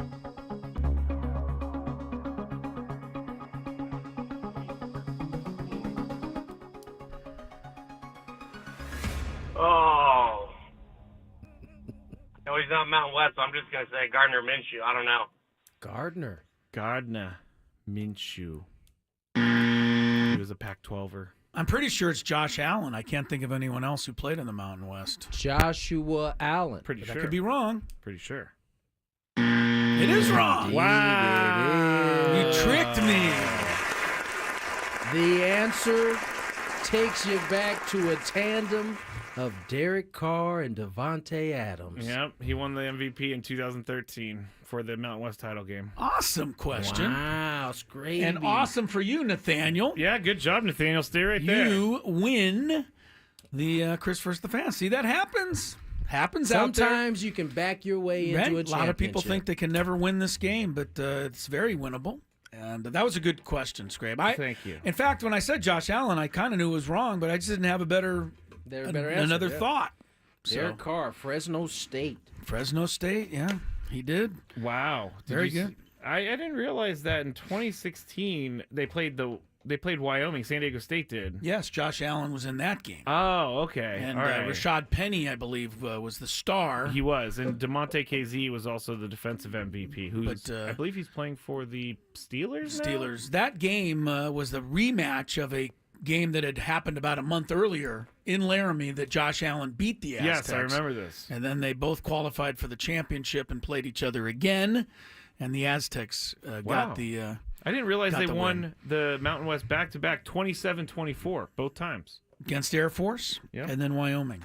Yeah, Christian Chapman, the MVP of that Christian Chapman was 2015 game. he was he just handed off to DJ Pumphrey and Rashad Penny, but had a great game in the championship that year. I believe he was from San Diego kid, Carlsbad maybe. High school. Christian Chapman? Christian Chapman. I think I know when we went there the last time to broadcast from Carlsbad, he was a coach at Carlsbad. I think he played. So it makes sense. Yeah. No, that was, look, I mean, Brady Hoke and then Rocky, they had some good teams.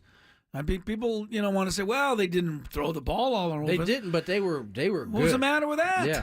They were still whipped winning. people. Remember, it was like that's what the discussion became is how do we get, the type of offense that is a little more explosive, because on the rare occasion at a time where teams would stop the run, we had a hard time moving the ball down the field. Yeah, but teams really didn't stop the run very often. No, they didn't. I mean, you had Ronnie Hillman first. Rest in peace, Ronnie. Yeah. And then you had DJ, and then you had, Rashad. Penny. Yeah. And I mean, Ted used to have the great calls on some of those runs because they would break through the line at the 20-yard line, and Ted would start going, "Run, Ronnie, run!" and he would just take off, and they couldn't catch him. I mean, they had a lot of big plays in the running game. Yeah, for sure. That Rashad Penny year, his senior year, I was working on the Aztecs radio broadcast. That was a fun year because he was putting up 200 yards every single game, returning kicks against Arizona State, beating Stanford at home. I mean, that run of running backs though was good run, really good run. Yeah, for and sure. Some good offensive linemen helped out. All right, so a win for Nathaniel in the Chris versus the Fans. Good for him today. Yeah. Don't forget, coming up at 5:30, we will announce today's biggest fan. More prizes will be handed out here. If you're the biggest fan, you will qualify for a chance to win 20 tickets for you and your buddies for a night in our Odyssey Suite at a Padres game. You get 20 tickets, and that's a Padre game later this year. If you have not registered your name, please do so. 973thefansd.com/biggest-fan. That announcement coming shortly after 5:30 on today's winner. How's traffic doing, Scrabe? Doing very well. Let's have it. From the 97.3.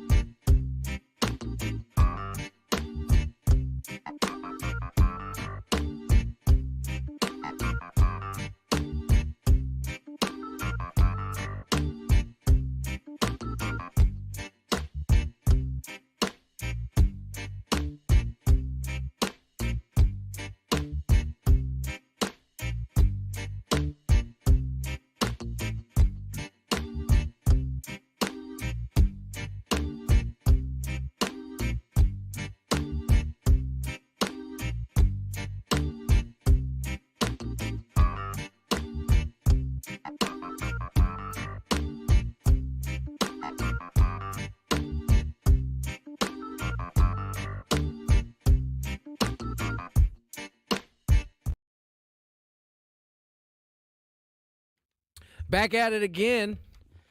You know, we've gone about 2 hours plus and have talked very little about this upcoming weekend. The Super Bowl. What's going? Oh, yeah, I know. It's got here. We did a few prop bets. Did a few that's prop really bets, it. But that's yeah. it. Yeah, there hasn't been a lot of conversation, and it hasn't felt like Super Bowl weekend. I don't know if that's because the NBA has kind of taken the stage from them this week, but nonetheless, the game is happening this Sunday.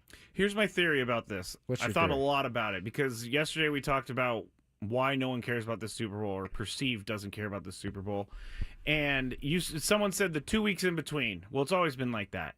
Could it be that we have so much news now that by the second week we just don't care about the news? We just want to get to the game. It's flooded out. But that's the same every week too, or every Yeah, year. that's too. But before social media and before that, it was like you had to go to ESPN to get those clips. And so during the week you were watching to see that stuff. But now we can get it like that.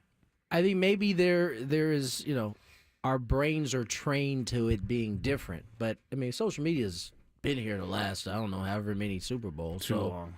I don't know. I don't. It just feels different this year. I don't know. Maybe it's not.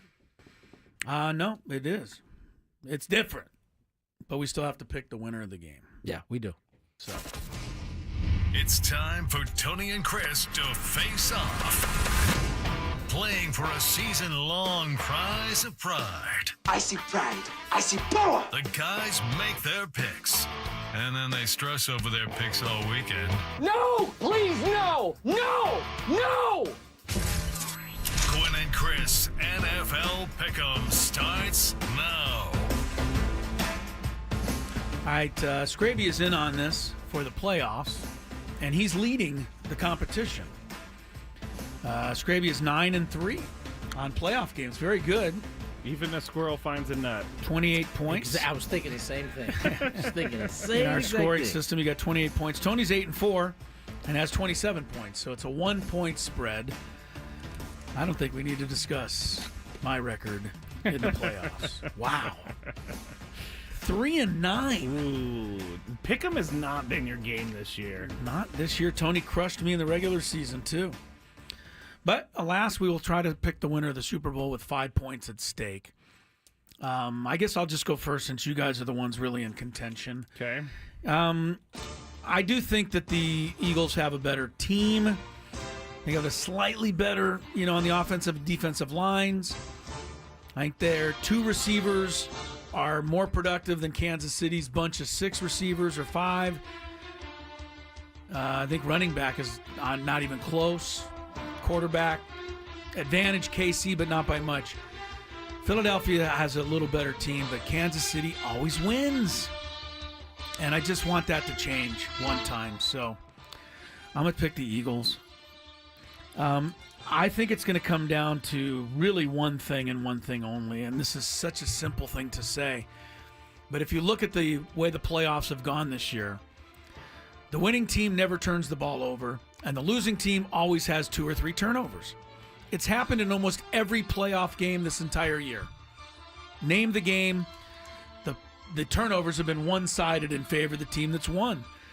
Now, this game, the Eagles have not turned it over yet in the playoffs. Wow. The Chiefs had an 8-game run before 1 turnover against Buffalo. Yep. So neither of these teams ever give the ball away. But somebody will on Sunday, and that, I think, will make the difference. For fun, I'll take the Eagles 22, the Chiefs 16, a couple of field goals, 2-point conversion, low-scoring game, lower than people expect. Tony, you're in second place, so you get the next pick. Well, I want to see greatness. I love greatness. Why are you such a I love greatness. What a buzzkill. Really unbelievable. Because I knew he was going to say that. I want to see greatness. Well, that's what everybody who wants the Chiefs is saying. I want to see greatness, Patrick Mahomes. Although, listen, I think if he wins this, he still is not the GOAT. Really? Yeah, no, I don't believe so. Not yet. Not even Tom won. I think 4 and 5. I think what 3 and 4. Tom did, 3 and 5. what Sorry. What Tom did was amazing, and it was amazing because he had the short run, and then he didn't get back for about like 8 years. And then he just put another and then run he together. put another run together. And then he went to another team and won And again. he won again. So, as much as I think this run is unprecedented, I don't think he surpasses Tom Brady. But that being said, I would love to see the first ever three-peat in the NFL. Okay. I've always been a big Andy Reid fan, even when he was with the Eagles. And to see him having the success that he's having now, I mean, maybe in 2 years, he very well could be the most winningest football coach ever. I want this to contribute to that resume because I remember the time he was getting his back kicked in after every one of those NFC title games that he couldn't win, and then he gets Super Bowl, he loses that. They were kicking his back in. And so guess what? He is now getting the last laugh. Keep getting it, Andy. Chiefs. Score? 35-29. Okay, good game. Close game. Good. I would like to point out first that Chris always complains about people who pick the score on the TV. Yes, and we do it. When they pick ridiculous scores Yeah, I like know. 22-16, he Yeah. absolutely hates that, but then he does it. Complete waste of time.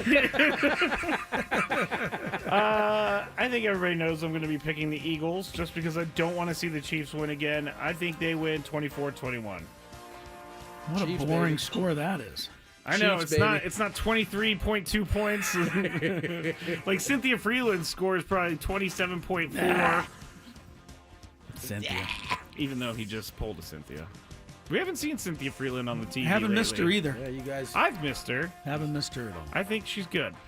What do you think the difference in the game, just for your shape, Tony? Does Mahomes just finds a way, or is there an advantage you see the Chiefs having anywhere? I don't see an advantage the Chiefs has other than their experience. Right. But in this, I mean, Eagles were just there 2 years ago, so I mean, a lot of these guys were on the team. I don't know that there's, a big experience gap, but when you've been in it as many times as Patrick Mahomes has been in it, I just think they find a way. It's unbelievable.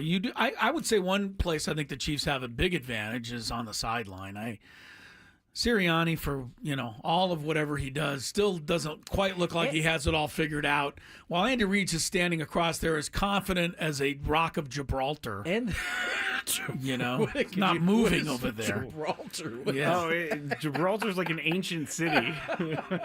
Never heard of the Rock of Gibraltar? I've never That's heard pretty of the famous, Rock yeah. of Gibraltar. All right, well, look it up. Well, I will say this. One of the things that you were picking the kickers yesterday. I did. Yeah. I think Chiefs do They have have an advantage. there. Yeah, the Philadelphia guy's a little. He's a little dicey. Little dicey. An article I read earlier today said that Harrison Butker, ever since he returned from injury, has not been good. Like, he's missed maybe not more field goals than he's made, but it's not. It's hard to believe he'll miss one Sunday. He's doesn't gonna miss. Annoy us. He doesn't miss. Scrappy, what do you have turning the tide for the Eagles, I other than that you just want them to win? I feel like Saquon Barkley, after all the bad things that have happened to him in his career, he's having a great year, and this would be the way to finish off a great year. Don't know we'll ever see Saquon Barkley do this again, but he's had such an amazing career or year that I want to see him win it. There has to be one guy on earth who just does not want to see him do anything. His name is the Giants GM. John Mara and Joe Shane. Somebody said it last night in the NFL honors when he won. When they were introducing the finalists, if you saw, they had a I teammate didn't go watch up it on because stage. it was tape delayed. Oh, right. They had a teammate go up on stage and introduce the finalists. So, one guy said, hey, my teammate is Josh Allen. He does this, that, and the other. I think he should win MVP. And then the next guy said, my teammate is Saquon Barkley, and I think this, that, and the other. And thank you to the Giants for, bringing him to us. I mean, he got it in there that the Giants had something to do. If you play with for it. the Eagles, an Eagles fan, this is like red meat for you right there. Oh, yeah. Please take a shot at the Giants as much as you can. I have one other X factor because I remember when we went to the Super Bowl Radio Row in Minnesota. I believe it was Tony Gonzalez. Don't quote me on this, but he sat down with us and he was saying that the more a team goes to the Super Bowl, the more complacent you get because you've won, you've been there. Well, it's not as that's Tony's experience. He only went like Oh, that's what that was his analysis. Yeah, well, That's a poor analysis. The 'cause Chiefs I think- have gone 5 out of the last know, but 6 I think years. that- Don't I you think get tired of that? That's No. why it doesn't apply to them. I think It's not as important as the winning your three-peat- first. I think the three-peat is a big deal. It is. And that they've been using that since the end of last I can season. get behind the 3P being a big deal, but he Well, told you us don't have it's a choice been because they're there. when the Patriots were playing the Eagles, so that's why he said it. Because the Patriots keep going back, and then look who lost the game. Big Five's coming up next with Gwynn and Chris. Ben and Wood.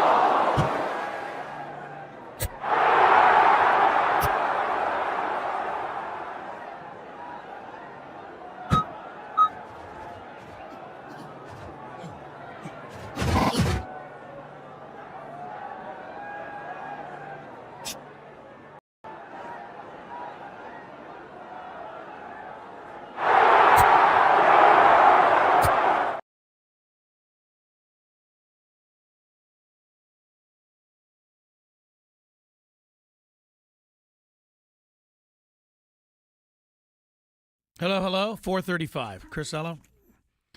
Tony. Hello, hello, hello, hello, hello.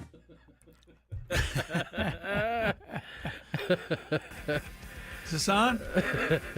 Scraby over there.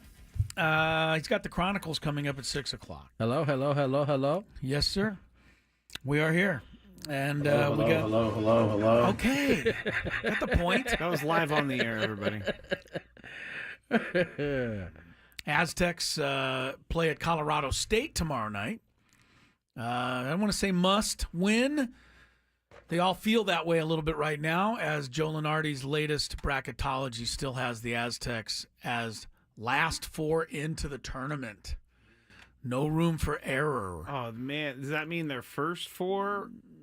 You know, they have to play the first four? Yes. He has them playing in the first four against Vanderbilt. If it started, today.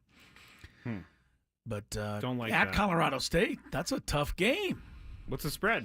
Haven't seen the spread. Okay. So can't give you that, but I can give you some traffic before Scraby takes us into today's Big Five. From the 97.3 The Fan Traffic Center, here's Vicky Pepper. Still got this Siglert and Encinitas, 5 south at Leucadia. An accident has the 2 right lanes blocked. You're at a standstill from Palomar Airport. That's going to cost you about an hour. Northbound at Delmar Heights, a crash on the shoulder. Spectator slowing, going to set you behind by about 20 minutes. And 15 north at Rancho Bernardo, a wreck in the right lane. I'm Vicky Pepper with Gwynn and Chris on San Diego's #1 sports station, 97.3 The Fan. It's that time of the show when we check on the latest in sports. Only the most important topics and questions are brought to light. Stop what you're doing and listen. These news stories will astound and amaze you. The one, the only. Oh my God, who the hell cares? The Big Five starts now on 97.3 The Fan. All right, the Big Five. First, if you love Mediterranean food, try Spiro's for authentic Mediterranean cuisine in Coronado or La Jolla. For dining or takeout options, visit spiroscuisine.com. Now, you may think on a day like today, Number 5, I would start with Connor Joe. Or maybe even start with the fact that Stephen Wilson has been DFA'd by the White Sox. But I'm not going to do either of those things, guys. I'm going to ask you about Deebo Samuel to start off the Big Five today. Did you Why guys see? wouldn't you if there's anything remotely close to 49er news? Well, I meant to bring this up in the 30 Mile Zone yesterday, but I forgot, so I wanted to bring it up today. But Deebo has angered some 49ers fans, but for the record, he has not angered me because he was wearing an Eagles jersey around New Orleans this week. Some are pretty upset, and some say this is a loser move. His reasoning for wearing the jersey is that he hates the Chiefs because they keep beating him in the Super Bowl, so he's cheering for the Eagles. Chris, any problems with Deebo wearing a rival team's jersey? A little. Interesting. It's not a good look. I mean, it's not the end of the world. Yeah.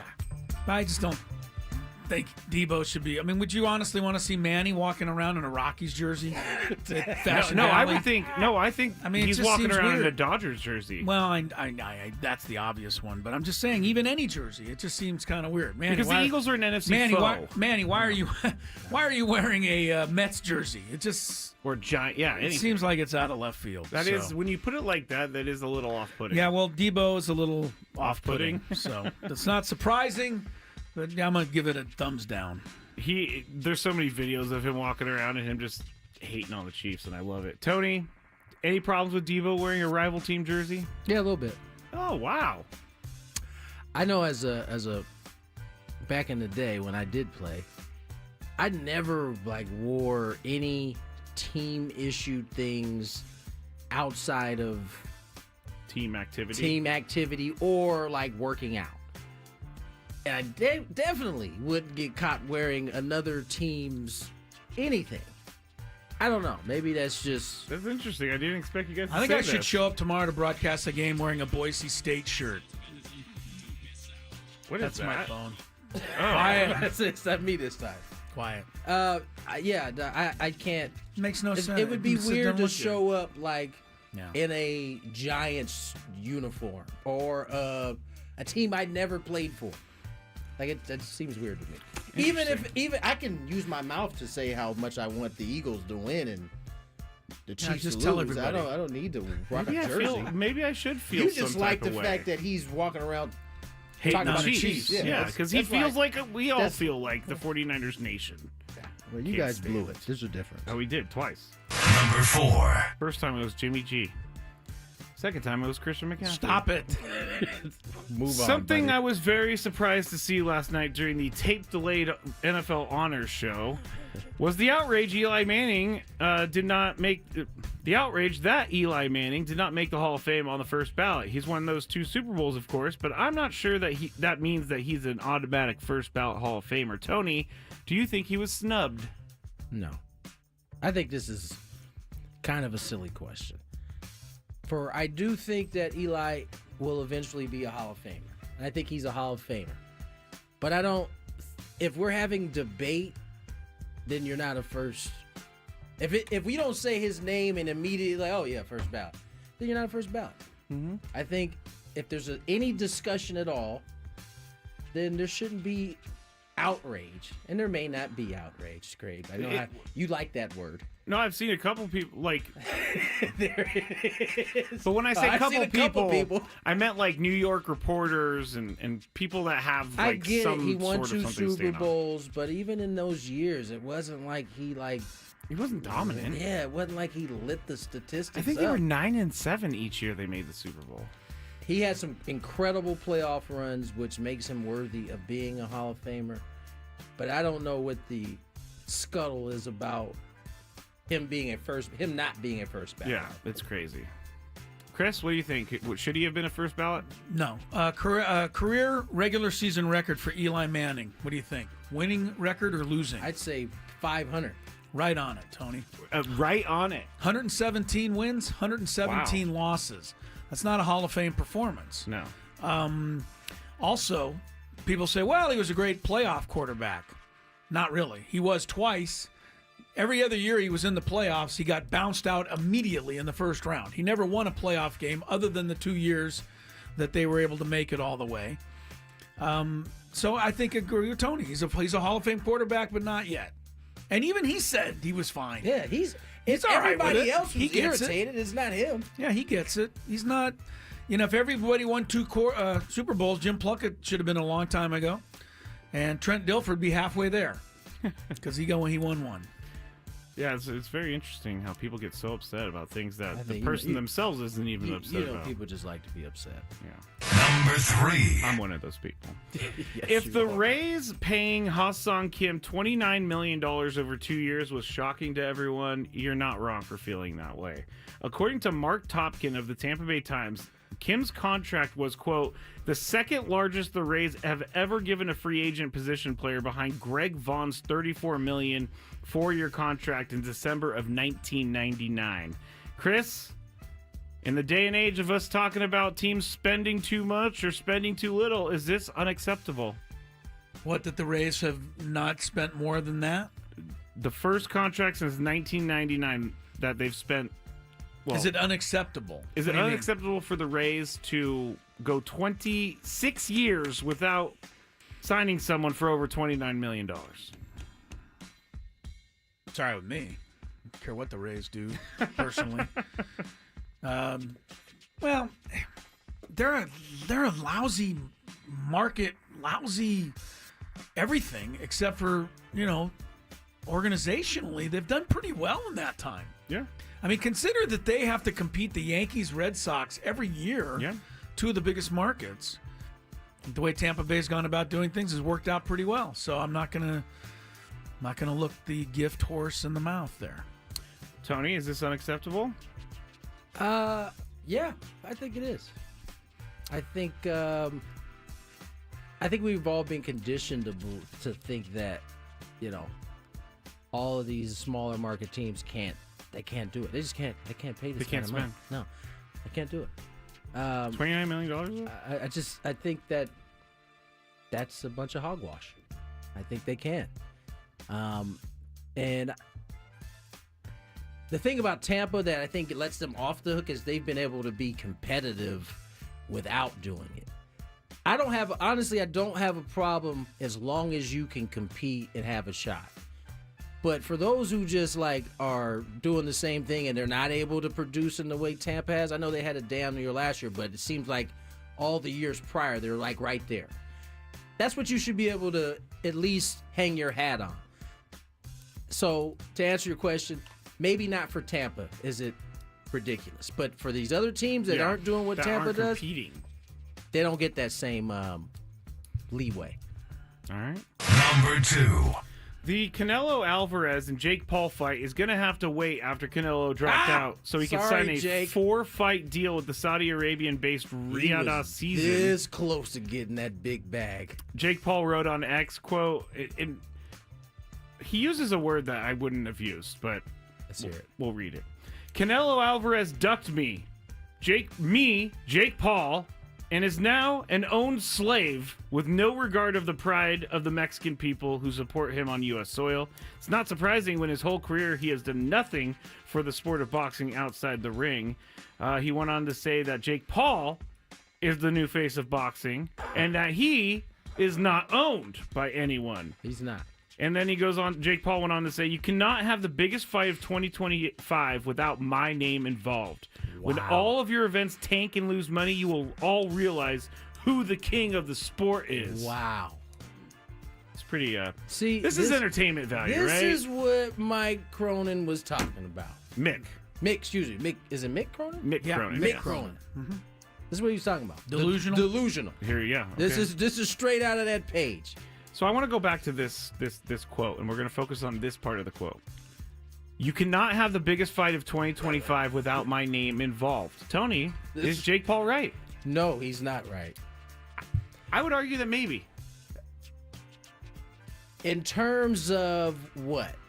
Popularity, people tuning in. I mean, look at the Netflix thing. People were tuning in because they had nothing else to compare it to. Okay. Now, that's not to say that he wouldn't draw big numbers. I think he's proven that he can do that. But in terms of how everybody feels after the fight is over, everybody's disappointed. It's just a bunch of dancing around. It's not a real fight. And quite frankly, I almost wish that Canelo would have just taken a fight so he could have beat his brains in and then we didn't have to have this conversation no more. But I think Canelo got to that finish, like, as it sounded like it was at the 1 yard line. Yeah, it was. And decided, you know what? I bet you my fan support, especially the Hispanic fan support, the Mexican culture of boxing, would much rather see him fight a real fighter versus Jake Paul. Be a sideshow kind of. And listen, I give Jake Paul a lot of credit. He actually has turned himself into what looks like a real boxer. But until he actually fights, not a 60-year-old Mike Tyson or 50-plus-year-old Mike Tyson. Did he fight Nate Robinson one time? He fought Nate Robinson. Shout out to Nate Robinson getting a kidney, finally. Oh, but nice. He's going in today. I would say no, he's not the biggest name in boxing. All right, Chris. Jake Paul said, you cannot have the biggest fight of 2025 without my name involved. Is he right? He would be right if he could fight Dan Hurley. So we're doing celebrity boxing. I mean, no, that is celebrity boxing. No, the two guys think that they're the greatest thing in the world. Dan Hurley told the referee, how can you walk away from me when I am by far the greatest bleeping coach there is in the country? That kind of behavior annoys me and most people. I think Jake Paul, I don't know. What can I tell about Jake Paul? He danced around and tapped Mike Tyson for 20 minutes and wasted my life. At least he let us watch it for free. But true. I think Canelo, my guess is that he realized he had nothing to gain here. Right. If he wins, everyone's going to say, well, you're a real boxer, and the other guy's not. If you lose, it's going to really look bad. Embarrassing. So that's why he didn't want to fight this guy, I would think. That's a great point, because part of his hang-up with fighting Crawford was that he was in a smaller weight class, in that if he won the fight, he was supposed to win the fight. If he lost the fight, it'd be embarrassing. So now you're weighing which one could be more hurtful to my career if I lost. The fake fight. The fake fight. By all, Terrence Crawford is pound for pound one of the best to ever do it.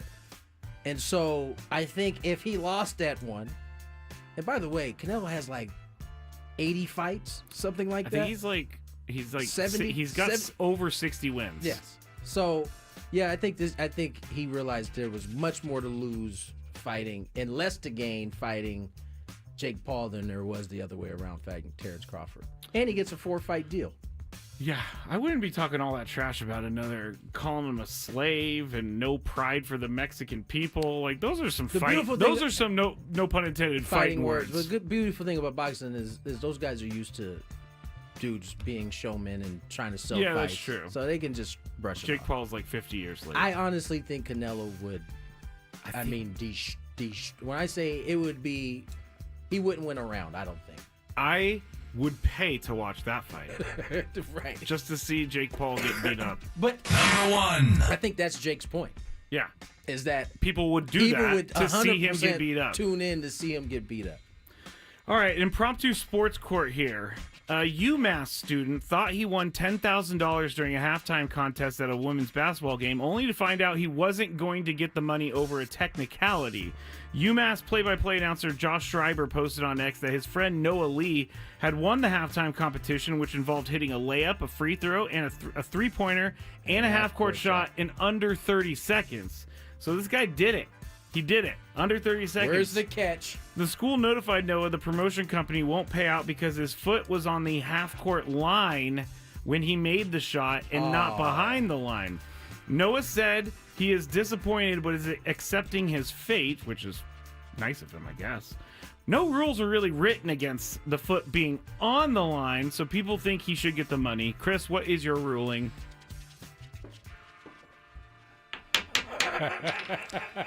I'm going to be honest with you. I think if the toe is on the line, not over the line. Now, if it's half over the line, I think Let's I'm going to just assume that there is some of his foot over the line. Maybe not a lot. Because you can't tell by the pictures where his foot is. Okay, well, then, yeah, I'm going to need to know that before I. But I'm going to say, he's got to be at least on the line.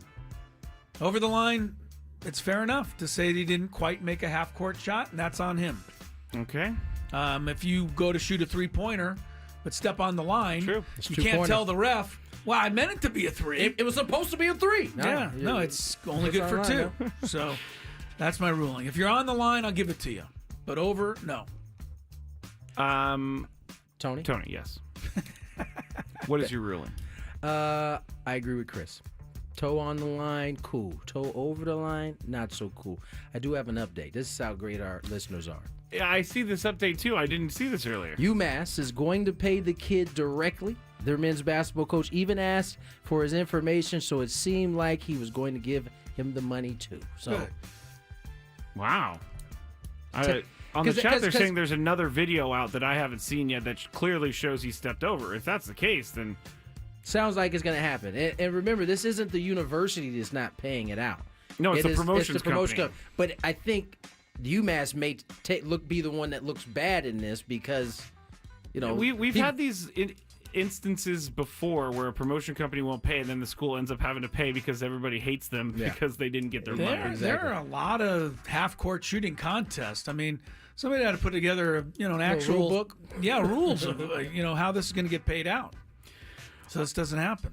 All right, that's it for the Big Five. When we get back, the Padres. That was a strong finish, Greg. Thank you. Nice work. Thank you. Padres reportedly have signed an outfielder and an infielder, I guess. We'll tell you a utility man when we get. I'll tell you who when we get back, or they'll tell you. You've who confused everybody beyond. All right, let me start this over.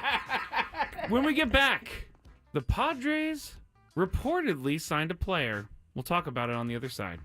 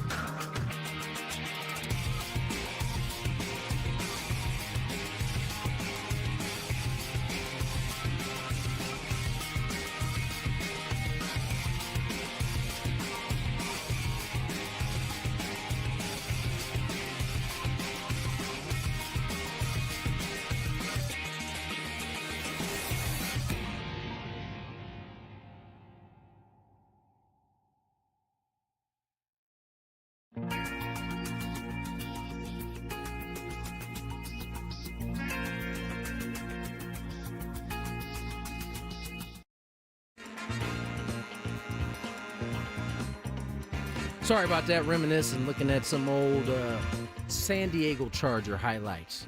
Gates, obviously going to the Hall of Fame. Now, finding out yesterday, there's somebody posted some clips of him and Troy Polamalu going at it. Gates probably got open, and then when Polamalu caught him, he probably tackled him pretty hard. Yeah, no, he definitely paid Those the are price. both great players. Yeah, for sure. Soon to be, or we're both now Hall of Famers. So that's right. We're in a happy hour, ladies and gentlemen. A lot of happiness takes place in this hour most of the time, except when Scraby's having a bad day. Scraby's, how's your day going today? Good? Wow. Yeah, the day's going great. I don't think that I make things bad when I'm having a bad day. You kind of do, but it's all good. The dog walks have been great this week, so we haven't heard from him, so we assume that kept the leash things on. has gone smooth. You For a followed change. the rules that had the dogs on the leash. yes, I will now tell everybody that now that I'm a rule follower and I have the dogs on the leash, mainly because I'm so afraid of them running away again. Like that Monday scarred me, guys. It really did. It sounded like it did. I a number ran on down you. the street screaming touch, and it was just a whole lot of stuff because that's their Touch. keyword to come back. Now when I see people without dogs or their dogs on a leash, I'm like, why ain't you got your dog on the leash? You better show him grace. I don't say You anything. better show him grace, Scrape. You were one of those consistent rule breakers. But here's the thing: when I was Oh, a there dog you go. walker, or when I am a dog walker and I have them off the leash, if I see someone half a mile away, they're going back on the leash. And some always people just don't do that. There's They just- always a chance you're distracted before that point comes, and I get it. I get it. You should. It's more the people that don't put their dog on a leash as we're walking by. I've always done that. My dogs sometimes Except run. the one time they got away from Yeah, you. my dogs Couple sometimes run towards other dogs, and then I'm left chasing them. Anyway, yeah, good day, Tony. I thought I should bring it up. We were just talking about some of the smaller market baseball teams and the effect that And that they hide behind that yes to not spend money. I don't know that Major League Baseball is helping this matter at all. I don't know if we discussed this yesterday with you guys, but yesterday, I think it was actually the same day the word came down that the Padres. Yeah, it was yesterday. We did not discuss it on the show. It was yesterday. I did definitely ranted about it on the Scraby Show. What's my man's name? Oakland's John owner. Fisher. John Fisher, the owner. I was going to call him Jeff Fisher, but I knew that wasn't right. John Fisher was voted to be on the owner's committee. Yes, this is the committee that who voted this? The owners, The other owners. all the other owners.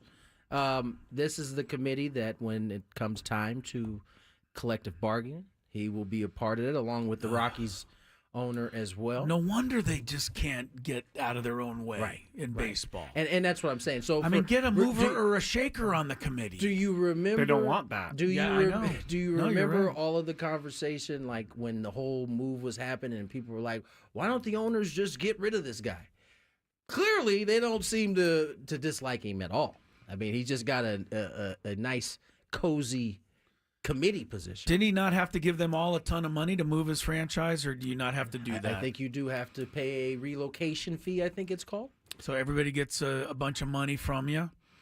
You're not, I know that George Steinbrenner used to, I don't know if it was ever actually published, but they used to say that George Steinbrenner was really happy with all of the crappy owners in baseball because he felt those are teams he didn't have to worry about trying to beat.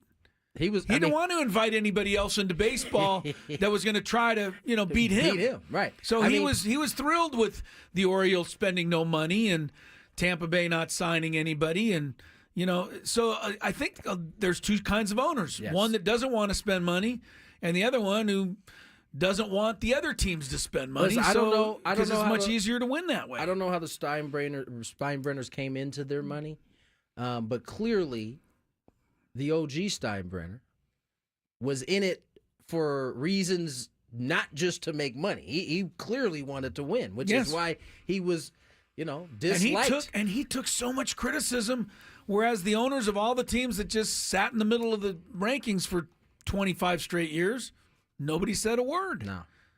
So there's something wrong with that picture, honestly. He was proactive in trying to help his team win. And I hate to say it, but the same thing is happening right now. The Dodgers are going overboard to try to win. The Mets are trying to win. Everyone in baseball wants rule changes to prevent this from happening, instead of asking the rest of the owners to step up. This is what I think you're getting at, right? Yeah. I mean, we're supposed to cry here in San Diego about the Dodgers, but I don't think we have to, because I like what our club's doing. We don't have as much to compete, but we have we're doing all right.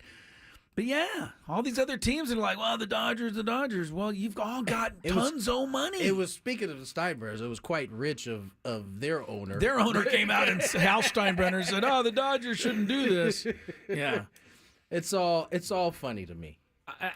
I think it's very disconcerting for me that John Fisher is being put on the executive committee, because it's can you think of a worse owner? Yeah, exactly. If you're going to put the guy who can't even figure out his own team on the executive committee, what are you doing? This is a slap in the face to baseball fans, because they're telling me right now that a guy who doesn't care about his team can just take over it on the executive level. He can be helpful to us somehow. Yeah, somehow, even though he can't even figure out his own team. I would say in a lot of instances, not just in sports, in life in general, insecure, powerful people like to surround themselves with people they know aren't that great. Are we talking about Rob Manfred here? I'm talking about a bunch of the owners out there that just say, let's put somebody on here who's not as smart as we are. Make sure that we still have our voice. Mark Cuban, to me, is a perfect example of this. When he was with the Dallas in the NBA, he drove everybody crazy. But you know what? Mark Cuban was trying to advance the game. Yeah. He was trying to put ideas in their minds that they weren't thinking about. Right. They were very uncomfortable with Mark Cuban. Much rather have somebody that just toes the line. So, in that regard, I understand why they bring in. Who's the worst guy we can bring in to fill this open position? Well, Dick's already on the executive committee, Dick Montfort. So, John Fisher, he's the next guy. Let's give him somebody to talk to. Are we really doing this? We have two guys with two perennially terrible teams on the executive committee. He said Dick's already on there, so. Like, you go to the list of the bad owners, it's Dick Montfort and it's John Fisher. It's incredible. It's incredible to me. I've not listened to Sports Talk in Denver, but they can't possibly bring him up nearly as much as we do. The fun we have with him on this show. You're probably accurate on that. But Scraby, as you get along in the world, and you're getting along, already. Yes. You see what happens, and you get very frustrated with the world of not our upper management, but in general, people who have a lot of money, who are in charge, and a lot of the decisions they make. Yep. They're not great. No, they're very tone deaf. A lot of times it has to do with the fact that they're a bit insecure and don't want to be surrounded by other really smart people. I think, it's like the managers who want to bring in the best possible coaches. And then there's a few managers that probably don't want the best possible coaches. Because that might signal to everybody else how far off where they're lacking. There's definitely an ego check, right? And I would imagine at that level, we're talking like ownership level, where really that is the toppity tippy. It's hard for us to know because we're not ever going to be quite in their shoes. No, none of us will ever be in their shoes. You get the next 10 years. I'm going to win the lottery, okay? But I think that at that level, I would imagine checking your ego is probably a difficult task at that level. Well, yeah, these guys are everybody just says yes to them all the time. This actually does make me angry because it's putting baseball in a bad spot. When you name the two worst owners in baseball to the executive committee, I can't get over it. That being said, Dick Montfort was leading the charge, I believe, in the last collective bar. It got done. It did. It got done. We missed the start of the season, though. We did. It got done. It got done, though. Tony's giving a little credit where it might be due. That's where it ends, though. Fine. That's where I'll give him credit for getting the CBA done. I will say, speaking of basketball, Chris mentioned it earlier. Anthony Davis did speak to the media today. There has been a lot of anticipation in the next. This is their first home game since the Luka trade. A lot of anticipation. There's going to be some boos. We saw the coffin and different things brought. Dallas Maverick officials are bracing for like people to bring, detonate explosives in the arena tomorrow night or whenever their home game Chris is not joking. They have extra. They are really worried about raised. this. Yeah. What's the GM name? Nico Harrison. Nico Harrison. Nico's not. He shouldn't even go. He should not go to this game. He's getting night. death threats. Yeah, he shouldn't go tomorrow. It is. They have. That's when truly you lost their mind. That's like I'm fine with the coffins being brought to the stadium. I'm fine with people protesting, but when you start sending death threats, I think you've crossed the line. Yeah. So yes, they're home tomorrow. It's a noon game against the Rockets. Home the next 5. So yeah, I, so people do have hope, a lot of time. I do hope they get it all out of their system the first game back, and then actually look out on the court and see you got a pretty good. What if Friday. they keep winning because they beat the Celtics the other night? I that might be the thing that gets this thing to calm down a little bit quicker. So Anthony Davis said the right thing. He did. He said, "I'm going to just show them how good I am until I win them over." And I like that attitude. That's the best. That's the only attitude to really have. Real quick, I didn't pay off on my tease. The Padres reportedly signed Connor Joe Palwegian. That was my tease before the last break. You said that you infielder too? Oh, you were talking you about said when we I got started No, over. he said we got an outfielder and an infielder, which means 2 players. And then I said a utility man, which means 3 players. So I started over, and it's Connor Joe reportedly on the Padres. All right, let's get to break. More Gwynn and Chris on the other side. There's some traffic. From the 97.3 The Fan Traffic Center, here's Vicky Pepper. Still dealing with the Siglert and Encinitas, but a bit of good news. This is 5 South at Leucadia. They've opened up another lane after that earlier accident, so now just the right lane is...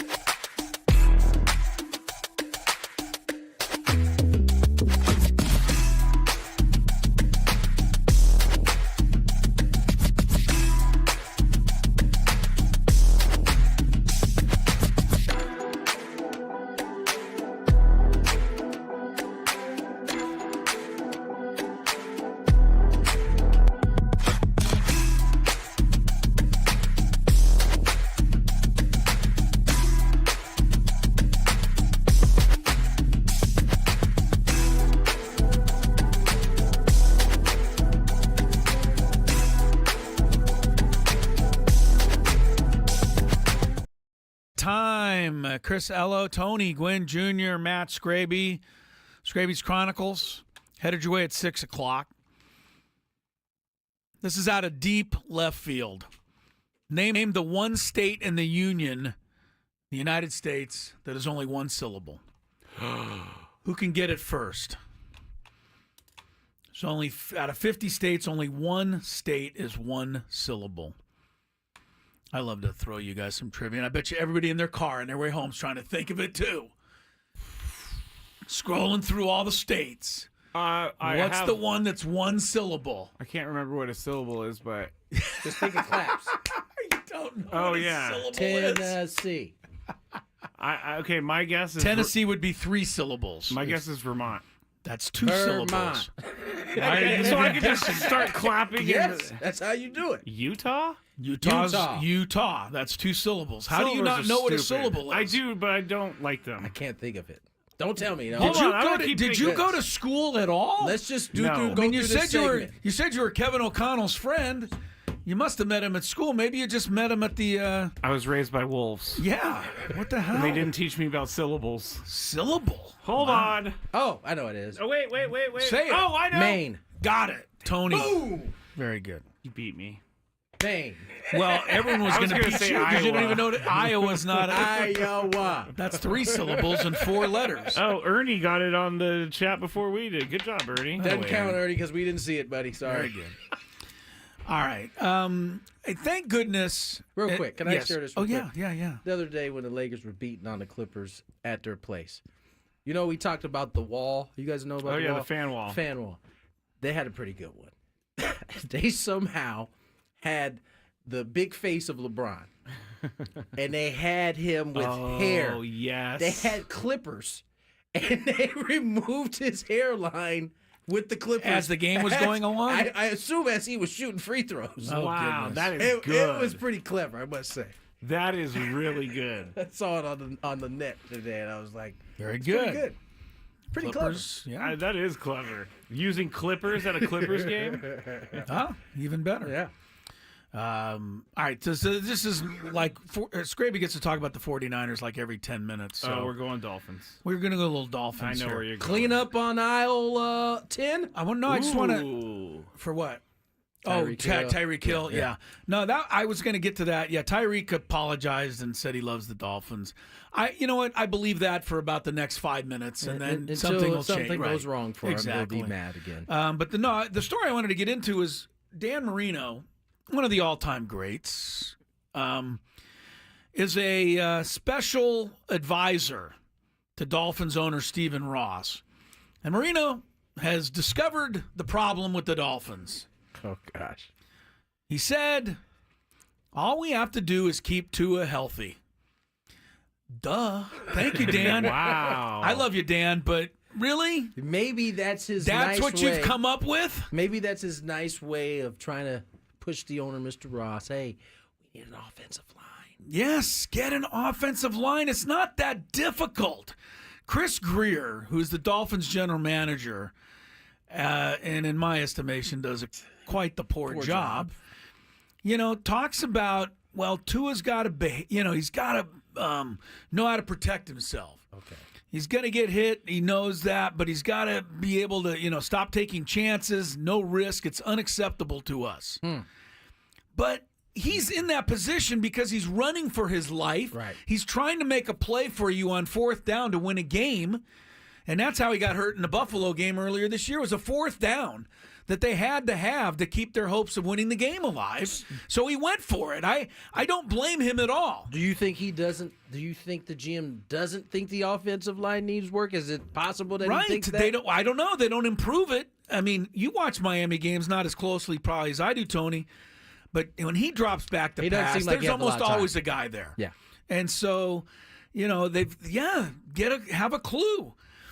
And, when you talk about why they never threw deep to Tyreek Hill this year, I think because Mike McDaniels and Chris Greer don't want to leave Tua back there, but B, because they don't have time to go deep anyway. And they probably know that, which is Right. why they don't want him back there throwing deep passes. I think it's up to them to figure out a way, to protect him or help protect him. You know what you have. You don't have Lamar Jackson. You don't have, Jalen Hurts or Kyler Murray. You have this guy, and you've paid him everything you own, to be your quarterback. He completed 73% last year. That's pretty insane. Well, I mean, if you're throwing short passes, you got a better chance. Well, of that. that's true. Yeah, He didn't have no choice. Yeah. What's his depth of target? Yeah, 1 yard. Maybe even less than 1 I yard. gotta go see this then. It might be less because they throw that bubble screen stupid thing, screen 10 times a game. Yeah, I look, Tua has shown the ability to be accurate, and I think he can be accurate down the field because I've seen it. He's shown that too. He has. But this is ridiculous that your organization doesn't surround you with what's necessary for him to have a chance to be successful. Listen, so it bothers me, and Dan Marino's like solved it all. You haven't, Dan. You know what we're all coming to the conclusion of is there are very few organizations in all sports that do it right. Yeah, right. There just aren't a lot. There just aren't a lot that do it. There are a bunch of smart organizations that have different ideas on how to do it right, but there are seemingly the same organizations in each sport that consistently we're talking about. By the way, Jason Stark brought something up yesterday, and he loves baseball. Yeah. And he's right. The big complaint in baseball right now is that it's not fair to all the teams. Only 1 or 2 teams is legit and can win. Not true. Here's the funny thing. Football has had like 3 teams win the Super Bowl in the last 10 years. Right. Baseball's had 10 World Series champs in 10 years. Yep. So which sport is broken? Who has more parity? Right. Which sport is broken? I mean, the Chiefs and the Ravens and the Bills have been at the top of the AFC for as long as I can remember, and the Eagles and the 49ers saved this year. Right. And a couple of others there in the NFC. It's the same group pretty much every year. In baseball, it's normally somebody different that gets to the World Series. That's a great something to keep in mind. That the parity in baseball, it's pretty legit. People don't think there's parity, though. We don't think there's no parity in baseball. Football is the one where anybody can beat anybody. Not really. It doesn't actually work that way. It doesn't work that way. The Chiefs basketball might be worse than football. I would agree because you've got a 7-game series. It's really difficult for the poorer team to win 4 times. They might be able to win 1 or 2, but 4 doesn't happen.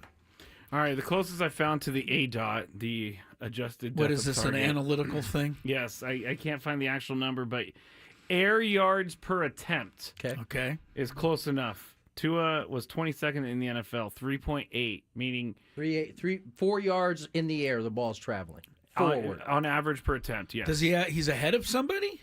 He's with ahead 4 of- yards? Who are the guys below him? Drake, do I have to sort this? Oh, I got to sort this. But he's still, that means he's lower, Chris. That means he's way lower. Well, he should. He's 42nd in the NFL. Yeah. There you well, go. we watch the game, Scrabe. We know what's happening here. He just throws the little dump offs. they don't How throw is he the ball. 42nd? There ain't that many quarterbacks. Because backups. And So the backups got above him? Right above him is, oh my gosh, Hendon Hooker, who's like a wide receiver, even has a better air yards than Tua. Davis Mills is above Tua.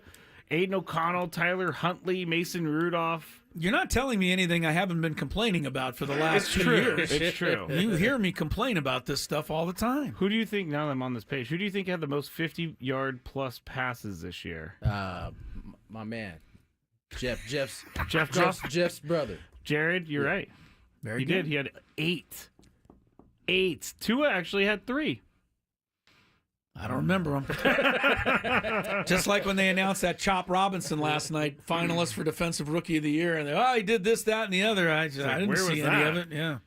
All right, we got a break. I don't know what Scraby's got for the final segment, so you'll have to come back. Maybe the life story of Connor Joe. Well, it all started in Poway. That's right. In 19-something. We'll let you in on it when we return. Attention all talk.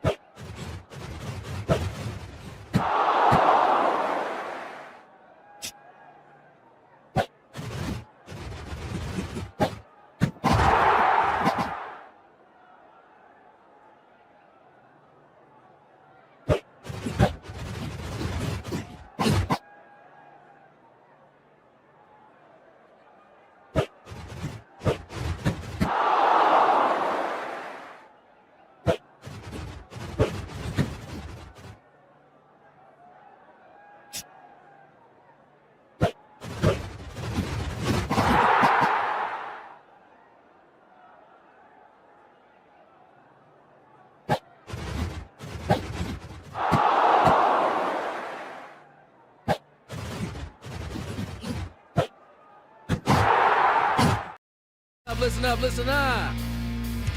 Troy Hunsberger of Chula Vista. Congratulations. Give us a call back within the next 10 minutes at 833-288-0973 and you'll qualify for our grand prize, 20 tickets for you and your friends for a night in our Odyssey Suite at a Padres game later this season. Remember to register your name at 973thefansd.com/biggest fan. That's Troy Hunsberger of Chula Vista. Give us a call back. You're on the clock, buddy. Tick, tick, tick, tick. Tick, tick, tick, tick, tick, tick. We were very fortunate yesterday to have San Diego's greatest broadcaster ever, and Theodore Leitner, join us. He was hilarious. He was insightful. He was everything that we have come to know and love about Theodore. We got a lot of comments who basically saying how much they enjoyed hearing his voice, having him People on. want us to have him on every week, and we've got back to all those people. Start saving up your money, and we'll try to entice Ted if we can. You think Ted needs a paycheck to come on every No, week? but it wouldn't Not at hurt. all. It wouldn't hurt at all for coming on every week. Yeah, he's only been, talking for 50 years at least. Yep. Yeah. Right? Should we traffic ready? Give it 30 more seconds. Before we go to that, we're going to do Ted. I just wanted to congrats, or at least a quick shout out here. Speaking of Aztecs, San Diego State's softball team may have something this year. They're highly ranked. They're favored to win their conference. They opened up their season yesterday. They won their first game. Their second game last night here in San Diego was against Oklahoma. Ooh. Number 2 in the country this Powerhouse. year. And they win the national championship every year pretty much. Aztecs had them 5-5 into extra innings, 6-6 after the 8th inning, and then Oklahoma beat them in the 9th, which is the second extra inning. But you take Oklahoma to extra innings, that tells me you might have a squad. Yeah. So good luck to the San Diego Aztec State's softball team. Softball team has been on They've the been rise getting better. Who did we for a little interview bit. last year, Chris? She left, though. She did. One of the big sluggers, Mac Barbara. Mac Barber, that's Yeah, it. She hit the she was ball a fun. country mile. She was fun. Yeah, she did. She went in the transfer portal, but evidently they have a good team. So you softball fans, that's a fun day. Go out to a ball game. They had 1,200 people at the softball stadium last night to see Oklahoma. It's getting close to that time. I mean, softball starts, I think. Baseball starts. Mm-hmm. They think they start their season actually in Arizona. I think the week of pitchers and catchers reporting at San Diego State plays in a big tournament down there. So yeah, getting to that point of the year. Good luck to all those kids. Indeed. All right, let's get to our traffic and then to Theodore. From the 97th.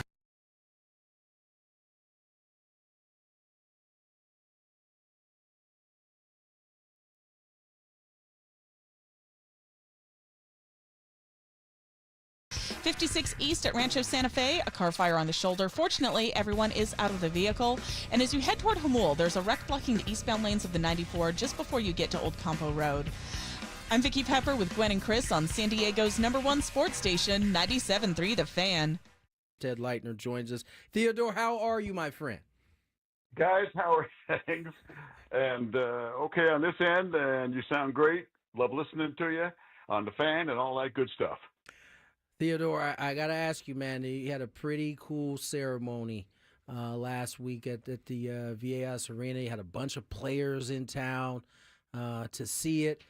I mean, I know it's bittersweet for you because I know you love doing what you have had the opportunity to do for a very long time. But how did it make you feel seeing these guys come back and just going through that ceremony? Play-by-play to me, T, is like David Letterman used to say, it's most fun you can have with your clothes on, and that's a fact. That's a fact. And you know what got me that I did not know, because when you're standing on the court and you can't see above you where they were having clips from Coach Fisher, Coach Dutch, and myself, I couldn't hear that stuff in the echo of the arena. So I didn't get a chance to really see much or hear much. So I saw a tweet or an X post, whatever, that said, from an Aztec fan, that said, what got me was the players. After they had all been introduced, the alumni who had come back, Shake, Adam Seiko and X Thames and all these, Nolan Lorraine and all these guys, that they were all standing there and applauding me and smiling and like that. And I thought that's what touched me the most, that those guys who gave me so much pleasure in watching them play, and some of them in an astounding way, like X and Adam Seiko, that touched me, I think, more than anything, in addition to the fact that Coach Fisher was there and on the video along with Dutch. It was a wonderful, wonderful night. I've not had many things like that. I've had them with the Padres at the end of my career, which was wonderful. And, of course, their Hall of Fame induction ceremony with the great late Larry Lucchino. But this one with the Aztecs was my best Aztec evening of all time. Ted Leitner's with us, and I mean, you guys don't remember any of this. I'm talking to Tony and Scraby, but I mean, I was really introduced to you watching you on Channel 8, making fun of hockey fights, and that I love that from the very beginning, right? I mean, I moved to San Diego to go to San Diego State, and I mean, Ted Leitner was my source for sports, and just the fact that you would sit there night after night without a script and do these sports reports, and then the radio shows, and then the Chargers and the Padres and the World Series and the Aztecs and the Final Four, and I'm thinking, your baseball card, the back of your baseball card has a whole lot of stuff on it, Ted. You don't want to look back. You still got to look ahead. There's a lot of good life for you, but you got to be pretty proud of what you've been able to accomplish. I wasn't then because I was younger and stupid. I look at it now and I'm overwhelmed by it. I never expected it. In fact, I had an exchange of texts with my former news director, Jim Holtzman, at Channel 8, who was greatly, greatly responsible for my career and for everything I have in San Diego, certainly in this particular community. And it's true, I didn't appreciate it at the time. Like I think many young people, you don't stop to smell the roses. But I look back at it now, and part of that was it has been Twitter /X and seeing comments from people that just You can't buy that. It's just unbelievable. One of my favorites, and I don't mean to pat myself on the back, it's just to show you what I'm talking about, was a family that had texted me, or rather not texted me, but gone online back when it was Twitter, called Twitter, and said we were on vacation in Santa Barbara. And we got in the car at the end of the vacation to drive home to San Diego, and we got in the car, we put on the Padre game, and there was Uncle Teddy's voice. And my husband looked at me and said, "Hey, it's Uncle Teddy. It's like we're already home." Oh, and yeah. that touched me, that kind of stuff. And I listened to it with my grandfather and father. They're both gone now, but I hear your voice and I think of them. And I've had people come up to me traveling with the Aztecs, one in Fort Collins at the Colorado State game last year, with tears in his eyes, saying the same thing, that every time I hear your voice, I think of my dad, and he's gone now. And I want to thank you for that memory. And I never expected things like that you have an impact like that. You're just doing sports. It's, the fun and games department, as Howard Cosell used to call it, and it is. It's not serious, though it has some serious ramifications. But I've been so blessed now to be old enough to appreciate every single minute of that. And when I went to the Padre playoff games again this year, I mean, it took me 40 minutes to get to my seat with people stopping me and wanting to do selfies and telling me thank you for all the memories. And I'm thinking, no, it's the Padres, it's the players, it's the organization that brought you those teams. I was just reporting them. But no, it impacts in ways you don't know, and I'm so grateful. Theodore Leitner joins us, San Diego's greatest broadcaster. And Ted, I tell you all the time, you're the voice that kind of shaped baseball for me as a young kid. And like Chris, I got a chance to see you wear so many different hats. You anchored a sports show. You did the football. You did the baseball. You did the basketball. Out of all of it, what was your sweet spot? Which one did you feel most home doing? Wow. It started out, great question, T. It started out because I was a football guy and a basketball guy from my past with Oklahoma and Oklahoma State and Connecticut and all that stuff. And so it was football, basketball, baseball. And I was late to baseball, and I didn't know enough about baseball. And once again, I've been so lucky. I had Jerry Coleman. First, I had Dave Campbell and Bob Chandler to teach me baseball, because you think you know baseball. Yeah. Like you played, that's different. But all the nuances and all the making judgments on the fly, interference, obstruction, what is it? All those things. It takes time. You can read the rule book, which I did, but to implement them, bang, bang, bang, as they happen, it takes time to do that. And I had guys who would never correct me on the air, make me look bad. They would tell me during the commercial, "Hey, you said this," and when that happens, and thanks Bob, thanks Dave. And I just had lunch with Soupy, with Dave Campbell, who was 83 last week. Wow. Oh, it can't be happening. Yeah. Soupy's 83. And thanked him again and again and again, as I have all these guys, that I had these partners who had played baseball. They knew everything, and they taught me and brought me along. So by the time I got done, especially after the internet, with all the information and great stories and what have you, and history of the game, that my favorites at the end were ordered as in baseball, basketball, football, as opposed to when I first started, to answer that question. But to have all three, like you said, and the variety of talk shows on radio and the different sports of play-by-play, football, basketball, baseball, and sports, looking in that camera and being able to talk to people. I'm just, like I said, didn't remember, understand then, and I'm so happy and grateful for it now. Just imagine how good a radio sports talk show you could have done, Ted, if you had brought some notes with you into the studio. I mean, there's no telling what you could have accomplished. No, I understand that. I understand that, but that brings up something. That I try to defend myself with, because I was ad-libbing the television. I would tell the director, I'm going to talk about the Padres, and then I'll do the basketball highlights, and then an interview with Coach Hoke or whatever it was back then. But somebody wrote a magazine article about me in San Diego one time, and she said mistakenly, he never prepares for a broadcast. Now, see, there's two different things here. Yeah, that's there's not true. ad-libbing. Right. There's ad-libbing, and there's preparing your you-know-what off, so you have all that crammed in there to when you ad-lib, you'll have those facts you'll have that information.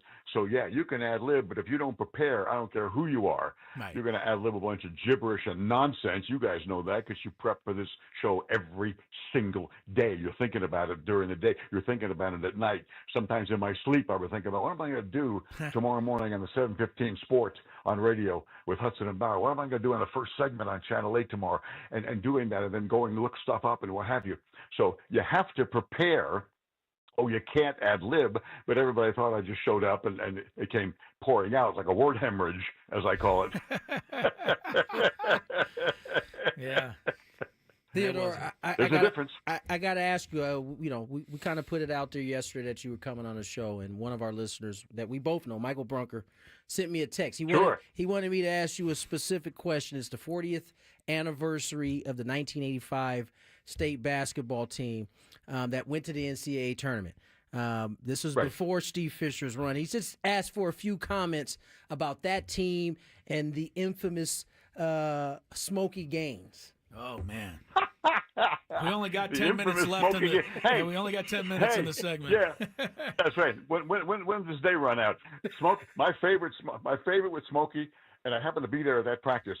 That we're going first time. That team was going to Laramie, 7,200 feet, and the altitude and all that stuff, and the dryness of the altitude. Just people don't understand. The Mountain West is so tough to travel and play in that altitude, and Smokey, and I mentioned to him, "You going to talk about altitude?" He said, "Oh yeah, I'm going to talk about it." And then during the practice, I'm standing there while they're all around him, and he says, "Hey, listen, this altitude stuff you're hearing about, 7,000 feet at the Laramie, knock it out of your mind. Don't even give it a thought, because the gym is pressurized like a jet plane." Yes. And I'm watching him, and I'm trying not to laugh out loud, and all the players are shaking their head. Good thing. So you won't feel it, man. Just like you don't feel it. You don't feel you're at 33,000 feet when you're flying, right? No. You're not going to feel it. You're not going to feel it on Saturday night. That's my man. That's my man. And somebody would get one rebound, and the same old. One rebound, that's one more than a dead man. That's Smokey Gaines. God rest his soul. I loved him so much. And he was just an amazing guy to be around. And so many that I've been blessed to travel with Smokey and with Aztecs and with Steve Fisher. My God, a man of such dignity and class and accomplishment. Why he's not yet in the Hall of Fame in Springfield, Massachusetts, I don't know. But they got to stop, don't do this like with Don Coryell till the man's not here anymore. Get it done. And now Dutch takes over for a pair of shoes, a pair of 16 double E's type shoe, and takes them even further to the Final Four and the national championship game. And I've been on the periphery of this in the vapor trail. Larry Lucchino used to say, I'm in a vapor trail of all these important and interesting people.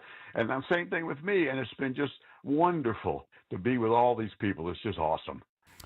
This year's team, Ted, the Aztecs, great start. I think that they are ahead of where we all thought they would be. But how much fun? I mean, you did the Final Four, but I mean, what they're doing again now, it just got to be great. Do you think these guys can they pull it off here? They got a lot of tough games left. No question. And they can't afford many, if any, a couple of more losses. And, the idea of no NCAA for San Diego State University Aztecs, along with Gonzaga, the powerhouse of West Coast basketball. It ain't UCLA. Look at the numbers for the last decade and a half. It's not. It goes Gonzaga, San Diego State, exactly, in terms of winning percentage, record, everything. And that would be quite a shock, young team or not. And I think what happened, we got deked. Because I thought going to that NIL Player Fest, with Creighton nationally ranked and Houston nationally ranked and even better, and Oregon, which was I knew going to be ranked, having watched the tapes of them in preparing for my broadcast, and I thought, they may go there and lose all 3 games, or rather 2 games. They may lose 3, they may lose 2 out of 3 games because they may not be ready yet with all this marvelous young talent and the best group of freshmen I can remember in ages, and they surprised us because that coaching staff had them so good so early that they go out and beat Creighton and beat 6th ranked at the time, Houston. But now they're not playing like that.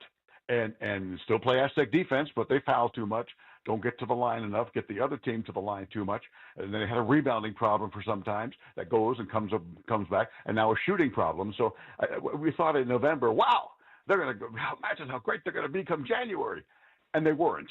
But they sure had them ready early for that tournament, which was huge because they picked up, $1,150,000 for NIL to keep these great young freshmen like Farrow and DeGorville and Gwynn.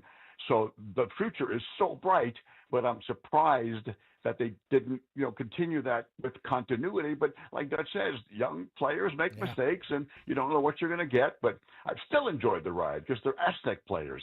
And for an old guy like me to be around kids who are 19, 20, but they're like old souls. All they think about is winning. I don't care how many minutes I get. Guys, in all my life with the Aztecs, this is the year number 30 in basketball, I've never had one player, even off the record, say, hey, Ted, off the record, but I should be playing more. I'm better than that guy. And that guy, it doesn't exist. And that's so rare nowadays with players. I want to shoot the three. I want to dunk. I want to be the star. They don't exist with Aztec people. That's the way they recruit them. That's the way the seniors teach the freshmen. It's such a phenomenon, and I've been so blessed to see these kids and quite frankly, love them, like my own kids, because they are such great kids and terrific players that kind of attitude, once again, you can't buy it. Fisher did it. Dutcher does it, and I'm so grateful to be along with it. Yeah, no doubt about it, and I think the proof is in the pudding. As you mentioned, those numbers right behind Gonzaga in almost all the categories over the last 10 years. Theodore, man, listen, we're going to savor getting to hear your voice on these basketball games as long as we can, man. We miss you. We're going to miss you. Theodore Leitner, graceful, funny, all of that. Yeah, good having him. Yeah, on for sure. A worthy interview of the week. I'm happy you knew my name. Are you ready for some football? Are you ready for the where football? we leave this bad boy off at. Chiefs, Super Bowl. Eagles, Chiefs trying to three-peat, Eagles trying to make Scraby and company happy. Hopefully. Make everybody happy, Tony. I hate to tell you. I mean, I know. It seems There's not like too many people rooting for the Chiefs here. Everybody wants the Eagles to win. I like greatness. God, he's just flat out making fun of you. That's all right. Greatness. I hope that I won't even get to come in here on Monday and dance on his grave. No, that's why I'm doing this. That's all right. Don't forget. I will hold it. Don't forget. I might call in just for that. Yes, Chris. Don't forget what? The refs are favored by 4.5. Oh, I like it. Scravy Chronicles up next. We'll see you Monday. Have a good weekend.